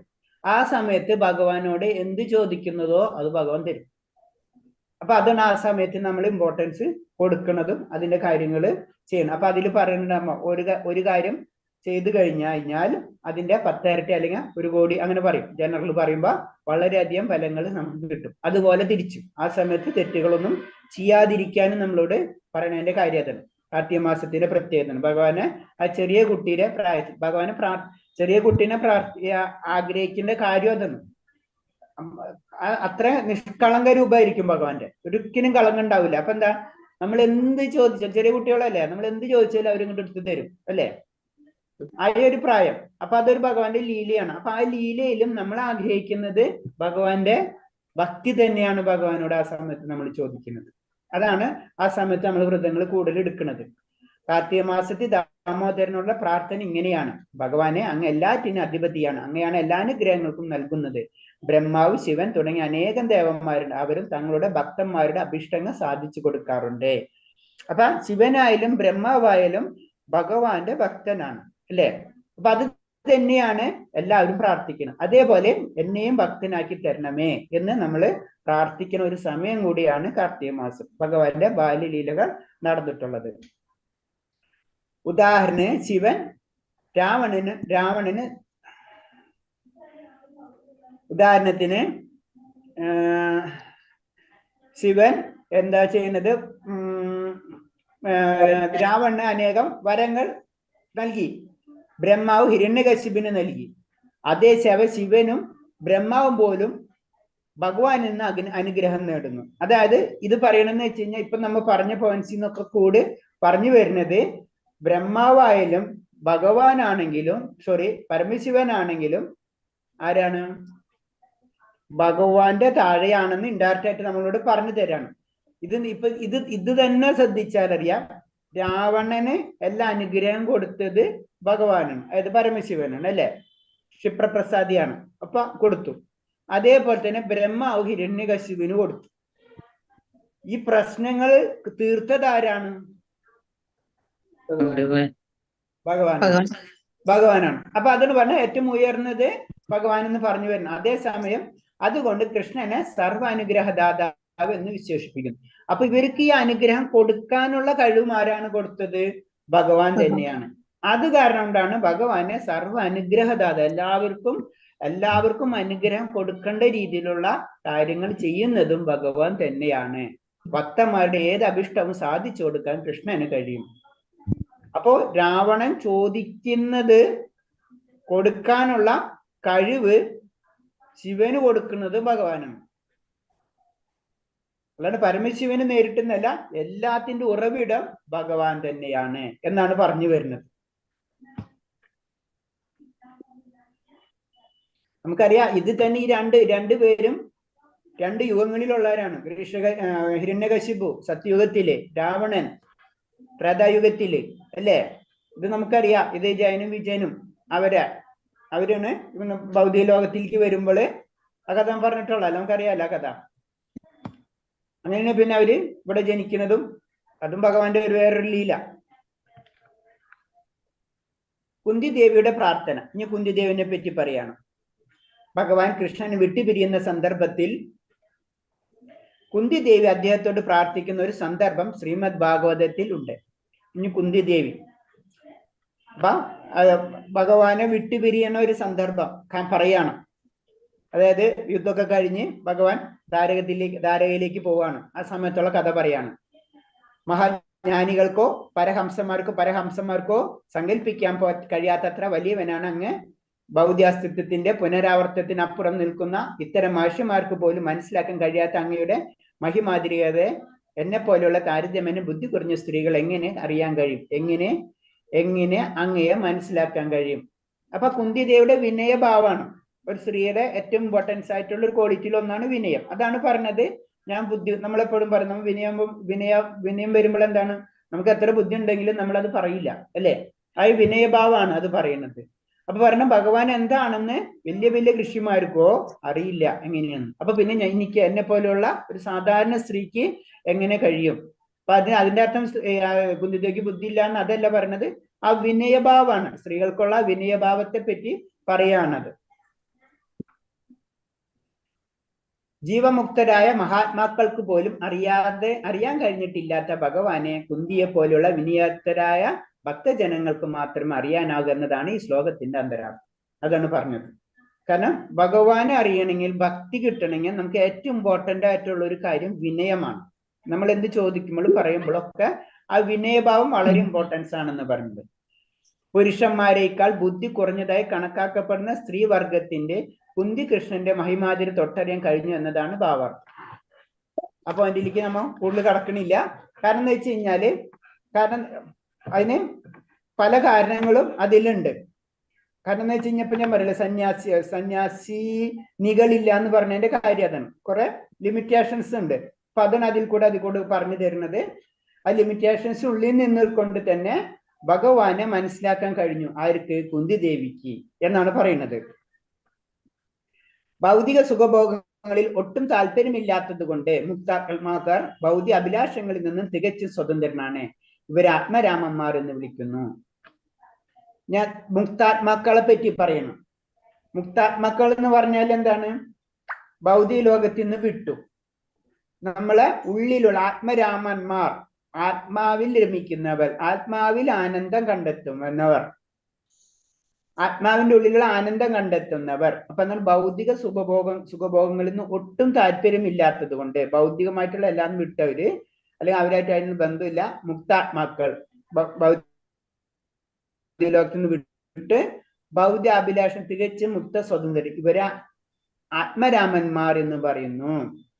അങ്ങനെയുള്ളവർ പോലും ഭൗതിക ലോകത്തിൽ നിന്ന് വിട്ട് അവര് ഭൗതികമായിട്ടുള്ള ഒരു സുഖവും അനുഭവിക്കുന്നില്ല. സ്വന്തം ആത്മാവിന് മാത്രം കേന്ദ്രീകരിച്ചിരിക്കുന്നവർ, അവർ പോലും ഭഗവാന്റെ ലീലാവിലാസങ്ങൾ എന്തെന്നറിയാനും അദ്ദേഹത്തിന്റെ കഥകൾ കേൾക്കാനുമുള്ള അഭിലാഷത്തിൽ കീഴ്പ്പെട്ട് അതിലേക്ക് ആകർഷിക്കപ്പെട്ടു പോകുന്നു എന്നർത്ഥം.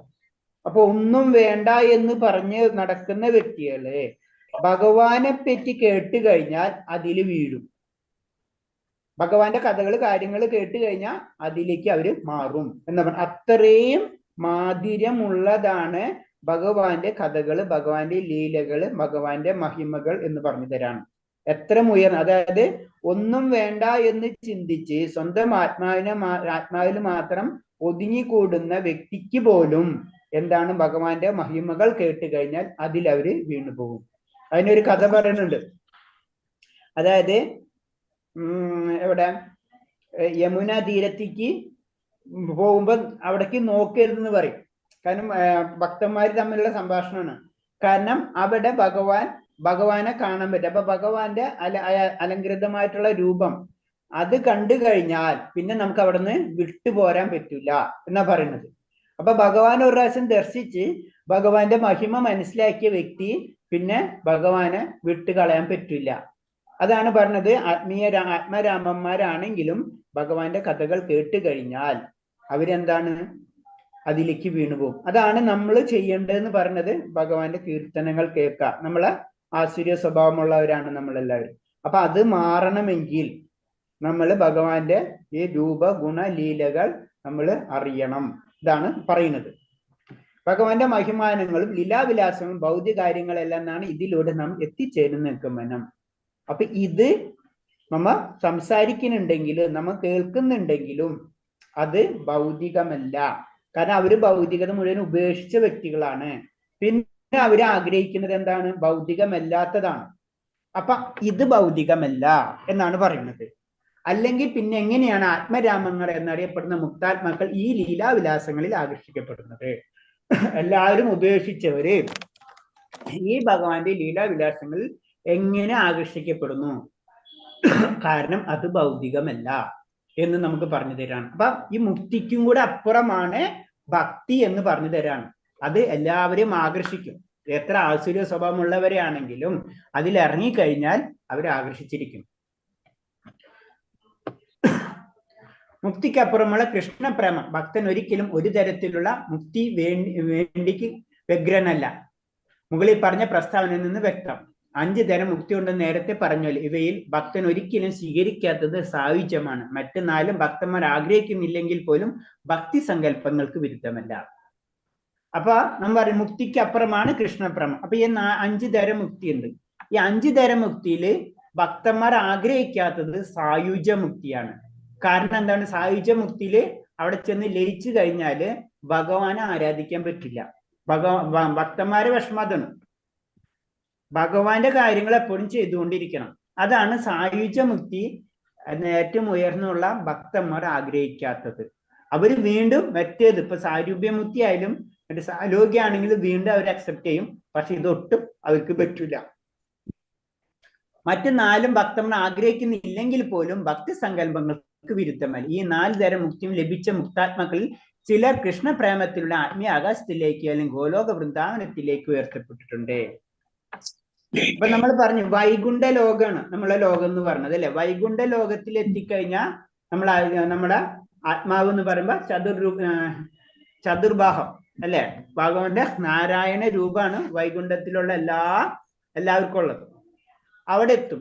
വീണ്ടും ഭഗവാനെ നമ്മള് ഏതാണ് ഈ മുക്തി തലത്തിൽ ഈ 4 മുക്തിയില് ഭഗവാനെ ആരാധിച്ചു കൊണ്ടിരുന്നു കഴിഞ്ഞാല് അവിടെ നിന്ന് പിന്നെ നമ്മളാണ് ഗോലോക വൃന്ദാവനത്തിലേക്കും നമുക്ക് കടക്കാൻ കഴിയും എന്നാ പറഞ്ഞു. അപ്പൊ ആ ചതുർഭുജ് അപ്പൊ അവിടെ ഉള്ള എല്ലാവരും നാരായണന്മാരാ. എല്ലാവർക്കും ചതുർബാഹുവാണ് എവിടെ? ഭഗവാന്റെ വൈകുണ്ഠ ലോകത്ത്. വൈകുണ്ഠ ലോകത്തിലെത്തി 4 തരം മുക്തിയും പറഞ്ഞു നമ്മള്. അപ്പോൾ മുക്തിയുടെ 4 ഘട്ടങ്ങൾ തരണം ചെയ്തവർ പോലും പിന്നെയും അസ്തിത്വത്തിന്റെ വിവിധ തലങ്ങളിലൂടെ കടന്നു പോയെന്ന് വരാം. അപ്പൊ അസ്തിത്വം പോണില്ല. ഞാൻ എന്നത് പറയുന്നത് എന്നും ഞാൻ തന്നെയാണ്. എന്റെ അംശം, എനിക്കൊരു സൂക്ഷ്മാംശമുണ്ട്.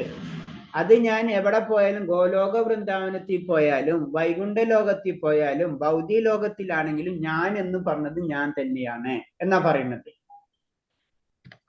തുടക്കത്തിൽ അവർക്ക് ആഗ്രഹിക്കുന്ന കൃഷ്ണന്റെ ഐശ്വര്യമോ സമൃദ്ധിയായിരിക്കാം. പക്ഷെ ഒട്ടുഭാഗം വരുമ്പോൾ വൃന്ദാവനത്തിൽ വെച്ച് പ്രകടമാക്കപ്പെടുന്ന അവരിൽ സുപ്തമായി കിടക്കുന്ന കൃഷ്ണപ്രേമം അവിടെ ഹൃദയത്തിൽ തളിരിടും. അപ്പൊ ഇത് നമ്മള് ഭക്തിയുടെ വൈകുണ്ഠത്തിലേക്കൊക്കെ കടക്കുമ്പോൾ ഫസ്റ്റ് നമ്മളെ ഭഗവാന്റെ ഇരുത്ത് നിന്നാ മതി. സാമീപ്യം അങ്ങനെയുള്ള ആഗ്രഹം ഉണ്ടെങ്കിൽ തന്നെയും അവിടെ നിന്ന് പതുക്കെ വീണ്ടും നമ്മൾ ഉയരുമ്പോൾ നമ്മൾ എന്താണ്, നമ്മൾ പരിപൂർണമായിട്ടുള്ള കൃഷ്ണപ്രേമത്തിലേക്ക്, ആ ലോകത്തിലേക്ക് നമ്മൾ കടക്കും. ഇവിടെ നമ്മളെ ട്രാൻസിസ്റ്റർ, അതായത് ഒരു പറയില്ല, ഒരു ടെമ്പററി പീരീഡ് ആണ് ഏത് ഈ വൈകുണ്ഠ ലോകങ്ങൾ എന്ന് പറയുന്നത്. അപ്പൊ അവിടെ നമ്മൾ അവിടെ എത്തിക്കഴിഞ്ഞിട്ടും നമ്മൾ വീണ്ടും കാര്യങ്ങൾ ചെയ്തായ ആഗ്രഹം കൂടി വരുമ്പോ നമ്മുടെ സർവീസ് ഇവിടുന്ന് വിട്ട് മുകളിലേക്ക് കടക്കും. ഇവിടെ നിന്ന് വിട്ട് മുകളിലേക്ക് കടക്കും. നമ്മൾ ഇവിടെ ചെയ്തുകൊണ്ടിരുന്നാല്, കാരണം നമ്മൾ പ്യൂരിറ്റി വീണ്ടും കൂടുമ്പോ വീണ്ടും അടുത്ത ലോകത്തിൽ. വളരെ സിമ്പിളാണ് കൺസെപ്റ്റ്. ഏറ്റവും പരിശുദ്ധി ഇല്ലാത്ത അവസ്ഥ ആകുമ്പോൾ നമ്മൾ താഴത്തേക്ക് പോകും. പരിശുദ്ധി കൂടി വരുമ്പോ ലോകങ്ങൾ ഓരോന്നോരോന്നായി ഉയർന്ന് ലാസ്റ്റ് ഗോലോക വൃന്ദാവനത്തിലെത്തും. അതേ തുടർന്ന് യഥാർത്ഥ ഭക്തൻ സായുജ്യം ഇത് പറഞ്ഞു നമ്മള്. ഗോലോകത്തിൽ അതെ വൃന്ദാവനത്തിലെ ഭഗവാന്റെ ലീലാവിലാസ ആകർഷ്ടരാകുന്ന ഭക്തന്മാർ ഏറ്റവും ശ്രേഷ്ഠമായ ഭക്തന്മാരെന്ന് ശ്രീരൂപ ഗോസ്വാമി പറയുന്നു. അപ്പൊ ശരിക്കും പരിശുദ്ധ ഭക്തന്മാർ, ഏറ്റവും ഉയർന്ന തലത്തിലുള്ള ഭക്തന്മാരെന്ന് പറഞ്ഞത് വൃന്ദാവനത്തിലുള്ള ഭഗവാന്റെ ലീലാവിലാസങ്ങൾ അതിലാകൃഷ്ടരാക്കുന്നതാണ്. ഇപ്പൊ ഭഗവാന്റെ പല ലീലകളുണ്ട്. വൈകുണ്ഠത്തിൽ നടക്കുന്ന ലീലകളുണ്ട്, ഭൗതിക ലോകത്തിൽ നടക്കുന്ന ലീലകളുണ്ട്, ഓരോ ലോകത്തിലും ഓരോ യുഗത്തിലും നടക്കുന്ന ലീലകളുണ്ട്. ഈ ലീലകൾക്ക് അപ്പുറമാണ് ഏറ്റവും ഇമ്പോർട്ടൻസ് ഭഗവാന്റെ ഗോലോക വൃന്ദാവനത്തിൽ നടക്കുന്ന ലീല. ആ ലീലയിൽ ആകൃഷ്ടരാകുന്നവരാണ് ആരെ പറഞ്ഞ ശ്രേഷ്ഠമായ ഭക്തന്മാരെന്ന് പറയുന്നത്. ഇതൊക്കെ നമ്മൾ പറയുമ്പോൾ ഇത് നമ്മളെ കറക്റ്റ് ആയിട്ട് പറഞ്ഞ നമ്മുടെ സബ്ജക്റ്റ് അല്ലാന്ന് ഞാൻ പറഞ്ഞതിന്റെ കാര്യം മനസ്സിലായില്ലേ? ശരിക്കും പറഞ്ഞു കഴിഞ്ഞാൽ ഇത് ഇങ്ങനെയൊക്കെ ഉണ്ട് എന്ന് നമുക്ക് മനസ്സിലാക്കാം. മനസ്സിലായ? ഇത് ജനറലായിട്ട് പറയുന്നത് ഇതാണ് സംഭവം. മനസ്സിലായ? ഇപ്പൊ നമ്മൾ മൊബൈല് കാണുന്ന പോലെ തന്നെ മൊബൈലിന്റെ ഉള്ളിൽ പല ടെക്നോളജി ഉണ്ട്. മനസ്സിലായ? പക്ഷെ നമ്മൾക്ക് അത്യാവശ്യമുള്ള കാര്യം എന്താണ്? നമുക്കൊന്ന് ഫോൺ വിളിക്കാം, ഒന്ന് വാട്സപ്പ് നോക്കാം, ഒന്ന് ഫേസ്ബുക്ക് നോക്കാം എന്നൊക്കെ ഉള്ള അല്ലേ എന്നത് പറഞ്ഞ പോലെ നമ്മുടെ കാര്യമെങ്കിലും നമ്മൾ ചെയ്യാം. അപ്പൊ അതിൽ ഏറ്റവും ഇമ്പോർട്ടന്റ് ആയിട്ടൊക്കെയാണ് ഫോൺ വിളിക്കുക. അതുപോലെ തന്നെ അറ്റ്ലീസ്റ്റ് നാമം ജപിക്കുക. മനസ്സിലായോ? ബാക്കി ഇതിനുള്ളിൽ വലിയ ഹൈറ്റ് ലെവൽ ടെക്നോളജിയാണ് ഇരിക്കുന്നത്. അതേപോലെ തന്നെയാണ് ഭക്തിയുടെ കാര്യത്തിൽ. അപ്പൊ ഉയർന്ന വ്യക്തികൾ ഇപ്പൊ ഒരു എഞ്ചിനീയർ, ഇപ്പൊ എന്താ പറയാ, മൊബൈൽ ഉണ്ടാക്കുന്ന ഒരു എഞ്ചിനീയർ മൊബൈലിനെ പറ്റി പറയുന്നത് പോലെയല്ല ഒരു സാധാരണക്കാരൻ പറഞ്ഞു തരാം, അല്ലെ? പലരും പല ലെവലിലാണ് പറയാ. ഒരു മൊബൈല് ഉണ്ടാക്കണ ഒരു അതിന് പറഞ്ഞ ഒരു സർവീസ് ആരായാലും കൊണ്ട് അവര് തമ്മിൽ സംസാരിക്കുന്ന രീതി വ്യത്യസ്തമായിരിക്കും. അവരുടെ ടെക്നോളജിനെ പറ്റി അവര് സംസാരിക്കുള്ളൂ. ഇതേ രീതിയാണ് ശരിക്കും അദ്വൈതവാദികളൊക്കെ സംസാരിക്കുന്നത്. നമ്മൾ അതിന്റെ ഇടയിൽ കയറി കഴിഞ്ഞാൽ നമുക്ക് അതാണ് ഇതാണെന്ന് കൂടെ നമുക്ക് അറിയാത്ത അവസ്ഥയാണ്, അല്ലേ? ഇപ്പൊ നമ്മളിപ്പോ ഇതിൽ തന്നെ പറയല്ലേ, എന്താണ്, ആപ്പിളിന്റെ ഫോണുണ്ട്, പിന്നെ ഇതെന്ന് ഇപ്പൊ നമ്മളിലുള്ള ഫോൺ ഏതാ, ഏത് വെർഷനാ? ആപ്പിളും ആൻഡ്രോയിഡും, അല്ലെ? രണ്ടു തരം ഫോണിന് ജനറൽ ആയിട്ട് പറയാം. ആപ്പിളിന്റെ ഫോണുണ്ട്, ആൻഡ്രോയിഡ് ഫോണുണ്ട്, അല്ലെ? അപ്പൊ എന്താ സംഭവിക്കുന്നത്? ആപ്പിളിന്റെ കമ്പനിയിലത്തെ ഒരു എഞ്ചിനീയറും ആൻഡ്രോയിഡ് ഉണ്ടാക്കിയ ഒരു കമ്പനി എഞ്ചിനീയറും അല്ലെങ്കിൽ ഡിസ്കഷനാണ്, അല്ലെ? നമ്മൾ എന്തിട്ട് നമുക്ക് എന്ത് നോക്കിയാൽ എന്ത് മനസ്സിലാവാം? നമുക്കൊന്നും മനസ്സിലാവില്ല, അല്ലെ? അവര് തമ്മില് അതങ്ങനെ ടെക്നോളജി അല്ല, ഇങ്ങനത്തെ ടെക്നോളജി അല്ല എന്നൊക്കെ അവരൊന്ന് പറയും. എന്നത് ബോധമാണ് ദ്വൈത ഐദ്യത സിദ്ധാന്തങ്ങളെ പറ്റി നമ്മൾ മനസ്സിലാക്കാൻ. നമുക്ക് ഈ മൊബൈലിൽ നിന്ന് മാത്രമേ അറിയേണ്ട ആവശ്യമുള്ളൂ. വളരെ സിമ്പിൾ ആയിട്ട് പറഞ്ഞു കഴിഞ്ഞാൽ ഇത് എന്തിനുള്ളതാണ്? ഇത് ഫോൺ ചെയ്യാനുള്ളതാണ്. നമ്മളെ ലക്ഷ്യം ഭഗവാനാണ്. ഭഗവാന് വേണ്ടി എന്താ ചെയ്യേണ്ടതെന്ന് പറഞ്ഞു തന്നാൽ മതി. ഇങ്ങനെ ദ്വൈത അദ്വൈതത്തെ കുറിച്ചൊക്കെ കുറെ ചിന്തിക്കാനുള്ള അവസ്ഥ നമ്മളിലായിട്ടില്ല. നമ്മൾ അത്ര ഇപ്പൊ ആ ലെവലിലേക്ക്, എഞ്ചിനീയറിന്റെ ലെവലിലേക്കൊക്കെ ഉയർന്ന് പഠിച്ചു വരുന്നെന്ന് വെച്ച് കഴിഞ്ഞാൽ നമുക്ക് സംസാരിക്കാം. അപ്പൊ ആദ്യത്തെ പഠിത്തമാണ് നമ്മള് നാമജപം. ഹരേ കൃഷ്ണ, ഹരേ കൃഷ്ണ. ഇത്രയും പറഞ്ഞതിൽ എന്തെങ്കിലും സംശയം ഉണ്ടോ? ഇപ്പോഴാണ് മുക്തിയാണ് മനസ്സിലായി. ഇത്രയും കാലം മനസ്സിലാക്കിച്ച് ഭക്തിയാണ് എന്നായിരുന്നു, അല്ല മോക്ഷാണ് എന്നായിരുന്നു. അതെ, മോക്ഷം. മോക്ഷം എന്ന് പറഞ്ഞു കഴിഞ്ഞാൽ മുക്തി എന്ന് തന്നെയാണ് മോക്ഷം. അതായത് ഭൗതികതയിൽ നിന്ന് വിടുക, അത് മോക്ഷാവസ്ഥ അല്ലെങ്കിൽ മുക്തിയാവസ്ഥ എന്ന് പറയാ. പക്ഷെ ഭക്തി എന്ന് പറയുമ്പോൾ അത് കഴിഞ്ഞിട്ടുള്ളതാണെന്നാണ് പറഞ്ഞു വരുന്നത്. മനസ്സിലാക്കിനേ. അതായത് നമുക്ക് രണ്ടും കൂടെ കൊണ്ടുപോകാൻ പറ്റൂല. മനസ്സിലായ? ഭൗതിക സുഖങ്ങളും വേണം, ഭഗവാനെയും വേണം എന്ന് പറയുമ്പോ നടക്കില്ല. പക്ഷെ നമുക്കിപ്പോ നമ്മളെ അവസ്ഥ അതാണ്. നമുക്കത് ചെയ്യാനും പറ്റില്ല. ഒരു വ്യക്തിക്കും പ്രത്യേകിച്ച് കലിയുഗത്തിൽ നടക്കില്ല. അപ്പൊ അത് കാരണം കൊണ്ടാണ് ഏറ്റവും ചുരുങ്ങിയത് നമ്മൾ ഭൗതികമായ ആസക്തി കുറച്ചെങ്കിലും കൊണ്ടുവരാൻ വേണ്ടിയാണ് ഈ നാമജപവും മറ്റുള്ള കാര്യങ്ങളും നമ്മളോട് പറഞ്ഞിട്ടുള്ളൂ. മിനിമം ഇതല്ല, ഇത് മിനിമം ആണ്. ഇത്രയെങ്കിലും നമ്മള് സ്കൂളിൽ ചേർക്കുമ്പോ നമ്മള് ABCD പഠിക്കണ പോലെയാണ് സംഭവം. ഇത്രയെങ്കിലും ചെയ്യാണ്ട് പിന്നെ സ്കൂളിൽ അഡ്മിഷൻ എടുത്തിട്ട് എന്ത് ചെയ്യാൻ, അത് പഠിച്ചില്ലെങ്കിൽ ഒരു കാര്യമില്ല എന്ന് പറഞ്ഞ പോലെയാണ്. അപ്പൊ ശരിക്കും ഭക്തി സ്റ്റാർട്ടാവണത് ഇത് പരിപൂർണമായിട്ട് അവസാനിക്കുമ്പോഴോ പരിപൂർണമായിട്ടുള്ള പരിശുദ്ധമായിട്ടുള്ള ഭക്തി വരുള്ളൂ എന്ന് പറഞ്ഞു. അതിന്റെ അർത്ഥം ഇവിടെ ഭക്തി ഇല്ല എന്നൊന്നല്ല. അങ്ങനെ തെറ്റിദ്ധരിക്കായിരിക്കും. നമ്മളെല്ലാവരും ഭക്തന്മാരാണ്. അത് ക്ലിയർ ആയിട്ട് നമ്മൾ പഠിച്ചിട്ടുള്ളതാണ്. സുഹൃതികളുടെ കൂട്ടത്തിലാണ് നമ്മളെല്ലാവരും. അങ്ങനെ തെറ്റിദ്ധാരണ പാടില്ല. പക്ഷെ ഉയർന്ന തലം എന്ന് പറഞ്ഞാൽ അത് ഉയർന്ന തലം തന്നെയാണ്. ഇപ്പൊ യോഗികളെ വെച്ച്, യോഗികൾക്ക് ഇപ്പൊ നമ്മൾ പറയണല്ലോ, യോഗികൾക്ക് യോഗശക്തി, ചെറുതാനും വലുതാവാനൊക്കെ കഴിവുണ്ടെന്ന് പറയുന്നത്. മനസ്സിലായേ? അവരേലും ഉയർന്നതാണ്. അത് ഒന്നുമില്ല എന്ന് പറയുമ്പോൾ അതിന്റെ അർത്ഥം യോഗികളൊക്കെ നമ്മൾ കളയാന്നല്ല ഉദ്ദേശിക്കുന്നത്. ഞാൻ പറഞ്ഞില്ലേ, രണ്ട് എഞ്ചിനീയേഴ്സ് മൊബൈലിനെ പറ്റി ഡിസ്കസ് ചെയ്യണ പോലെയാണത്. മനസ്സിലായി? നമ്മളെ സംബന്ധിച്ച് മൊബൈൽ എണ്ണ കിട്ടുന്നത് ഭാഗ്യമാണ്. അതാണ് അവസ്ഥ. ഹരേ കൃഷ്ണ. പിന്നെ ഞാൻ ഇതിന്റെ സമ്മറീസ് ഒന്ന് പറഞ്ഞുതരാം. ഇപ്പൊ നമ്മൾ പറഞ്ഞത് മുക്തിക്ക് അപ്പുറമാണ് അല്ലെ? ഭക്തിയുത സേവനം മുക്തിക്ക് അപ്പുറമാണ്. ഇത് കാണില്ലേ? സ്ലൈഡ് കാണുന്നുണ്ടല്ലോ അല്ല?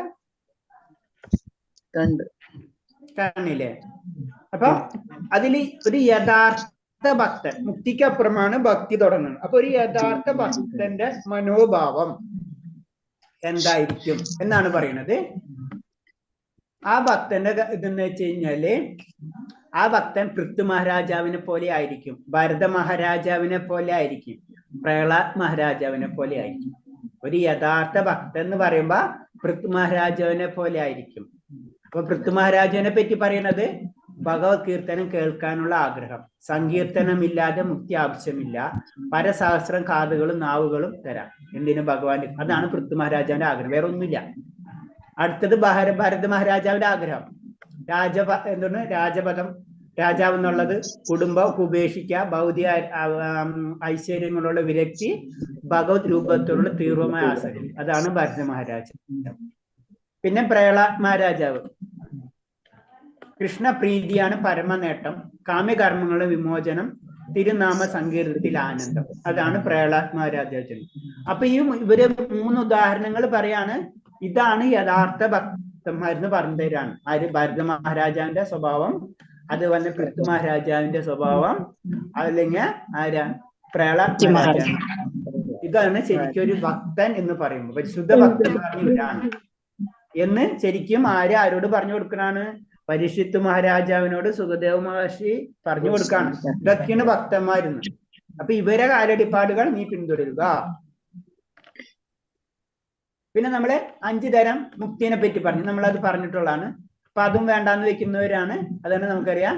സായുജ്യമുക്തി, സാമീപ്യം, സാരൂപ്യം, സാലോക്യം, സാഷ്ട്യം അല്ലെ? സായുജ്യം എന്ന് പറഞ്ഞാൽ ഭഗവാന് വിലയം പ്രാപിക്കാൻ. പിന്നെ സാമീപ്യം എന്ന് പറഞ്ഞു കഴിഞ്ഞാൽ ഭഗവാന്റെ ലോകത്ത് വസിക്കല്ലേ.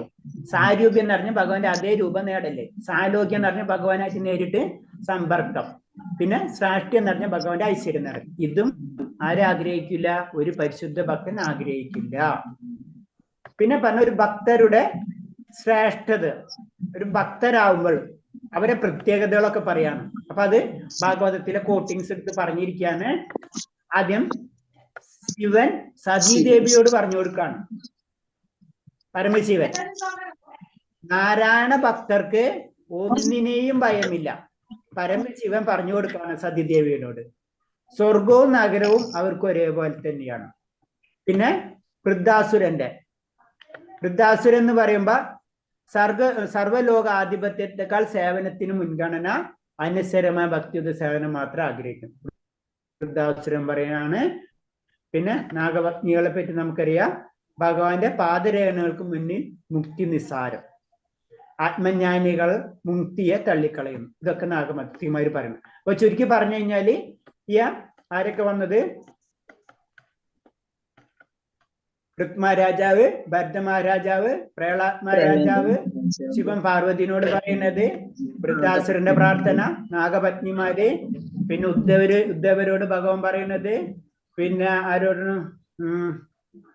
ദുർവാസാവിനോട് പറയുന്ന കഥകള്. ഇതൊക്കെ അൾട്ടിമേറ്റ് പറഞ്ഞു വരുന്നത് മുക്തിക്കപ്പുറമാണ് ഭക്തി എന്ന് പറഞ്ഞതിന്റെ ഉദാഹരണങ്ങൾ സഹിതം അവരെ ഭക്തന്മാരെയും പറ്റി ഓരോരുത്തരെയും പറ്റി പറഞ്ഞു കൊടുക്കാണ്.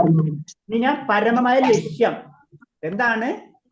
ഭക്തി എന്ന് പറയുമ്പോ പരമമായ ലക്ഷ്യത്തെ പറ്റി പറയാണ്. കൃഷ്ണപ്രേമം, വൃന്ദാവന ലീലകളിലുള്ള ആസക്തി, അതാണ് ഏറ്റവും ഇമ്പോർട്ടന്റ്. നമ്മൾ ബാക്കി പലതുണ്ടാവും. ഭഗവാൻ പല ലീലകൾ ആടിയിട്ടുണ്ടെങ്കിലും ഭഗവാന്റെ വൃന്ദാവന ലീലകളിലുള്ള ആസക്തി, അതാണ് പരമമായ പ്രേമം അല്ലെങ്കിൽ പരമമായ ലക്ഷ്യം. ഇപ്പൊ ഞാൻ പറഞ്ഞില്ലേ, ഭഗവാൻ ഭൗതിക ലോകത്തില് ഓരോ യുഗങ്ങളില് ഒക്കെ പല രീതിയിൽ, ഇപ്പൊ നരസിംഹാവതാരം ചെയ്തത് അതൊരു ലീല തന്നെയാണ്. മത്സ്യാവതാരം, കൂർമാവതാരം, അതൊക്കെ ലീലകൾ തന്നെയാണ്. പക്ഷെ എന്താണ്? വൃന്ദാവന ലീലയിൽ നിന്ന് ആസക്തി ഉണ്ടാവാം. ഗോലോക വൃന്ദാവനത്തിലേക്കുള്ള ഉയർച്ച ആത്മരാമന്മാർ പോലും ആകർഷിക്കുന്നതാണ് ഭഗവത്ഗീതകൾ. ആത്മരാമന്മാർ തന്നെ ഭൗതികമായിട്ട് ഒരു ബന്ധമില്ലാണ്ട് ഒതുങ്ങി ജീവിക്കുന്നവരാണ്. അവരെ പോലും ആകർഷിക്കുന്നതാണ് ആയത് ഭഗവത്ഗീതകൾ എന്ന് പറയുന്നത്. അത്രയും ഉയർന്നതാണ് എന്താണ് ഭക്തി എന്ന് നമുക്ക് പറഞ്ഞു തരാണ്. ഹരേ കൃഷ്ണ.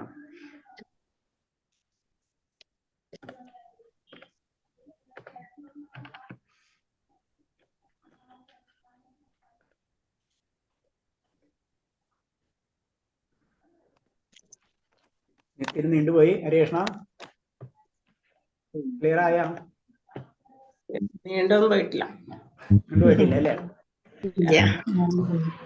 കാരണം എന്ന് വെച്ച് കഴിഞ്ഞാൽ നമ്മൾ ഇങ്ങനെ പോകുമ്പോഴേ നമുക്ക് എന്തൊരു സംശയം തോന്നും, നമ്മൾ ചെയ്യണത് ഭക്തി ആവുന്നുണ്ടോന്ന് അല്ലേ? പക്ഷെ നമ്മള് സത്യം മനസ്സിലാക്കിയിരിക്കണം, അത്രേ ഉള്ളൂ. ബാക്കിയൊക്കെ ഭഗവാൻ പറയുന്നുണ്ട്. ഭഗവാന്റെ അടുത്തേക്ക് ഒരു സ്റ്റെപ്പ് വെച്ച് കഴിഞ്ഞാൽ ഭഗവാൻ 10 സ്റ്റെപ്പ് വെക്കുന്നു. ഏറ്റവും ഇമ്പോർട്ടന്റ് ആയിട്ടുള്ള ശ്ലോകം ഭഗവതിയില് സ്വല്പം അഭ്യസ്യത്രായതേ മഹത്വോഭയ. അതെപ്പോഴും നമ്മളെ മനസ്സിലുണ്ടാവും. ശ്ലോകം നമ്പർ എനിക്ക് ഓർമ്മ വരുന്നില്ല. എന്ത് നമ്മൾ ചെറിയ കാര്യം ഭഗവാന് വേണ്ടി ചെയ്തു കഴിഞ്ഞാൽ വലിയ വലിയ ദുരിതങ്ങളിൽ നിന്ന് നമ്മളെ രക്ഷിക്കും. ഏറ്റവും ഇമ്പോർട്ടന്റ് ആയിട്ടുള്ളതാണ്. ബാക്കിയുള്ളത് പിന്നെ അതിന്റെ തലങ്ങളാണ്. നമ്മൾ അറിഞ്ഞറിയാതായിട്ടുള്ള പല കാര്യങ്ങളും നമ്മൾ ചെയ്തു പോകുന്നുണ്ട്. അപ്പൊ അതിൽ പറഞ്ഞത് കുറച്ചെങ്കിലും നമ്മൾ ചെയ്യാൻ പറ്റാവുന്നതെങ്കിലും നമ്മൾ ചെയ്തു പോവാം. അത് നമ്മളെ അനവധി ദുരിതങ്ങളിൽ നിന്ന് നമ്മൾ അറിഞ്ഞറിയാതാവത്ത്, നമുക്കറിയില്ല നാളെ എന്തൊക്കെ കാര്യം, അത് നമ്മളെ രക്ഷിക്കുന്ന ഭഗവാൻ നമ്മളോട് പറഞ്ഞു തരുന്നുണ്ട്. സ്വല്പം അഭ്യസ്യത്രായതോ മഹത്വഭയ എന്ന് പറഞ്ഞിട്ടുള്ള ശ്ലോകം നമ്മൾ പഠിച്ചിട്ടുള്ളതല്ലേ? സ്വല്പം അഭ്യസ്യത ത്രായതോ മഹത് എന്ന് പറഞ്ഞിട്ടുള്ള ഒരു ശ്ലോകം ഉണ്ട് ഭഗവതിയിലെ ഇമ്പോർട്ടന്റ് ശ്ലോകങ്ങളിൽ ഒന്നാണത്.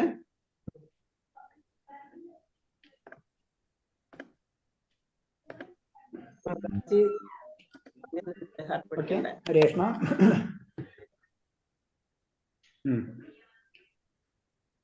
അപ്പൊ നമുക്ക് ക്വസ്റ്റ്യൻ ആൻസർ നാളെ നോക്കാം. വേറെ എന്തെങ്കിലും ഉണ്ടോ പറയാ? രേഷ്മ എന്ന് പറഞ്ഞല്ലോ, അല്ലെ സംശയങ്ങളുണ്ടോ? അപ്പൊ ഞാൻ ചോദിക്കട്ടെ, നമുക്ക് സ്വർഗലോകം വേണോ, ബ്രഹ്മലോകം വേണോ, മുക്തി വേണോ, അതേപോലെ തന്നെ പിന്നെ കുറെ ലോകങ്ങൾ ഉണ്ടല്ലോ, ധ്രുവലോകം, അങ്ങനത്തെ കുറെ ലോകം, അത് വേണോ, അല്ലെങ്കിൽ ഭൗതിക ലോകം വേണോ? ഏതാ നമുക്ക് വേണ്ടത്? എനിക്ക് നമുക്ക് ഇതിലൊരു ലോകവും വേണ്ടേ, ഭക്തി മാത്രം മതി. പ്രഭുജിയുടെ കയ്യിൽ ഏതാ സ്റ്റോക്ക് ഉള്ളത് ഇപ്പൊ? ഭഗവാന്റെ കയ്യിൽ ഫുള്ള് സ്റ്റോക്കാണ്. ഭഗവാൻ നമ്മുടെ ഇഷ്ടത്തിനനുസരിച്ച് ഓരോന്ന് തന്നുകൊണ്ടിരിക്കുകയാണ്. മനസ്സിലായ? അതാണ് നമ്മുടെ കർമ്മബലം. നമ്മൾ ചെയ്യുന്നതാണ് നമ്മളെ കർമ്മം അല്ലേ? നമ്മ അറിയാതായിട്ട് പല കർമ്മങ്ങൾ ചെയ്യണം. അതിനനുസരിച്ച് ഓരോ ലോകങ്ങൾ ഭഗവാൻ തന്നുകൊണ്ടിരിക്കും. ഹരേ കൃഷ്ണ. അപ്പൊ നമ്മൾ ഒരു ലോകവും വേണ്ടെന്നാണ് ശരിക്കും നമ്മൾ പ്രാർത്ഥിക്കേണ്ടത്. പ്രഭു പറഞ്ഞത് കറക്റ്റാണ്. ഒന്നും വേണ്ട, ഭഗവാന് ശരണാഗതി വേണം, അത് മാത്രം പ്രാർത്ഥിക്കാം നമ്മള്. അല്ല, ആദ്യം നമ്മളോട് തുടങ്ങുമ്പോ പറഞ്ഞ ഇതൊക്കെയാണ് നമ്മളെ മോഹിപ്പിക്കുന്നത്. ഹരേ കൃഷ്ണ. ലാസ്റ്റ് ഇതൊന്നും വേണ്ടെന്ന് കഴിക്കൂലേ? ലാസ്റ്റ് നമ്മളോട് പറയാ ഇതൊന്നും വേണ്ട, പറയിപ്പിക്കാം. ഭക്തി മാത്രം മതി, ഭക്തി മാത്രം മതി എന്ന് നമ്മളെ കൊണ്ട് പറയിപ്പിക്കാം. ആദ്യം വരുമ്പോ നമ്മൾ പലതരം മോഹങ്ങൾ തരും. അത് കഴിഞ്ഞ് ലാസ്റ്റ് ഇതൊന്നും വേണ്ടെന്ന് നമ്മളെ കൊണ്ട് തന്നെ പറയിപ്പിക്കും അല്ലേ? കൃഷ്ണ അതാണ് പറയുന്നത്. ഒന്നും വേണ്ടാന്ന് നമ്മളെ കൊണ്ട് പറയിപ്പിക്കും. ശരി ഹരേ കൃഷ്ണ. അപ്പൊ നമുക്ക് നിർത്താം. ഓക്കെ. വഞ്ചകൽപതരൂപച്ച കൃപാസിന്ധ്യേപച്ച പതിനാം പാവനേത്യ വൈഷ്ണവേത്യ നമോ നമഃ അനന്തകോടി വൈഷ്ണവ ജഗുരുദേവ്. നമുക്ക് ഒരു പ്രാവശ്യം, 2 പ്രാവശ്യം, 3 പ്രാവശ്യം ഭഗവാന്റെ നാമം ജപിക്കാം. ഹരേ കൃഷ്ണ ഹരേ കൃഷ്ണ ഹരേ കൃഷ്ണ കൃഷ്ണ കൃഷ്ണ ഹരേ ഹരേ, ഹരേ രാമ രാമ രാമ ഹരേ ഹരേ, ഹരേ കൃഷ്ണ ഹരേ കൃഷ്ണ കൃഷ്ണ കൃഷ്ണ ഹരേ രാമ രാമ ഹരേ കൃഷ്ണ ഹരേ കൃഷ്ണ ഹരേ കൃഷ്ണ ഹരേ ഹരേ, ഹരേ രാമ രാമ രാമ ഹരേ ഹരേ, ഹരേ